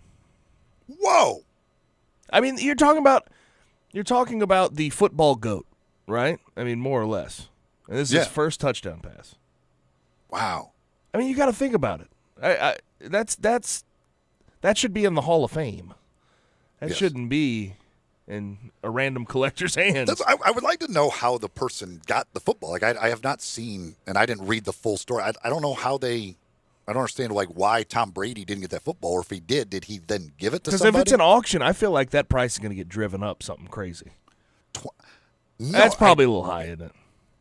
I was thinking more in the $3 to $5 billion range. Okay. We just saw now the card. What card just sold for $5.2 million? That was a card, but that was autographed. See, this football I don't think is if the football was autographed. Oh, that would be different. You're right. I assume it's not autographed. I'm going to go. I don't know that Brady. I'm going to go down $5 million. I'm going to go down $5 million. I'm going to go $15 million. I'm going to hold there. All right, 15. All right, I'll go 5. Okay. So 10 splits it. So if it goes above 10, you win. It's under 10, I win. Okay. What do we have any? What are we wagering on? Well, money, lunch. What we got? Well, Whataburger when it opens. All right, fair enough. First trip to Whataburger is on the loser. That's going to do it for our show for today. Stay tuned. You got Sports 56 Happy Hour with Johnny Radio coming up next. Thanks to Jeff Kerr. Thanks to Kevin Whitted. Thanks to Matt Moore, all joining us on the program today. Thank you for joining us today and all week as well. Back on Monday to recap the weekend. We'll see if the Grizzlies can get back on track, and we'll see where they stand in the standings on Monday. A lot of big games coming up this weekend, and be interesting going into that final week of the regular season of exactly where the Grizzlies stand. So we'll do that on Monday from 10 until 1. Again, stay tuned. Johnny Radio coming up next. For Gabe, I'm Eli. Have yourself a great weekend, everybody. Reading me the news while I'm kicking off my shoes and it's scaring me out of my socks. That red-headed stranger I'm not, but buddy, let me tell you what.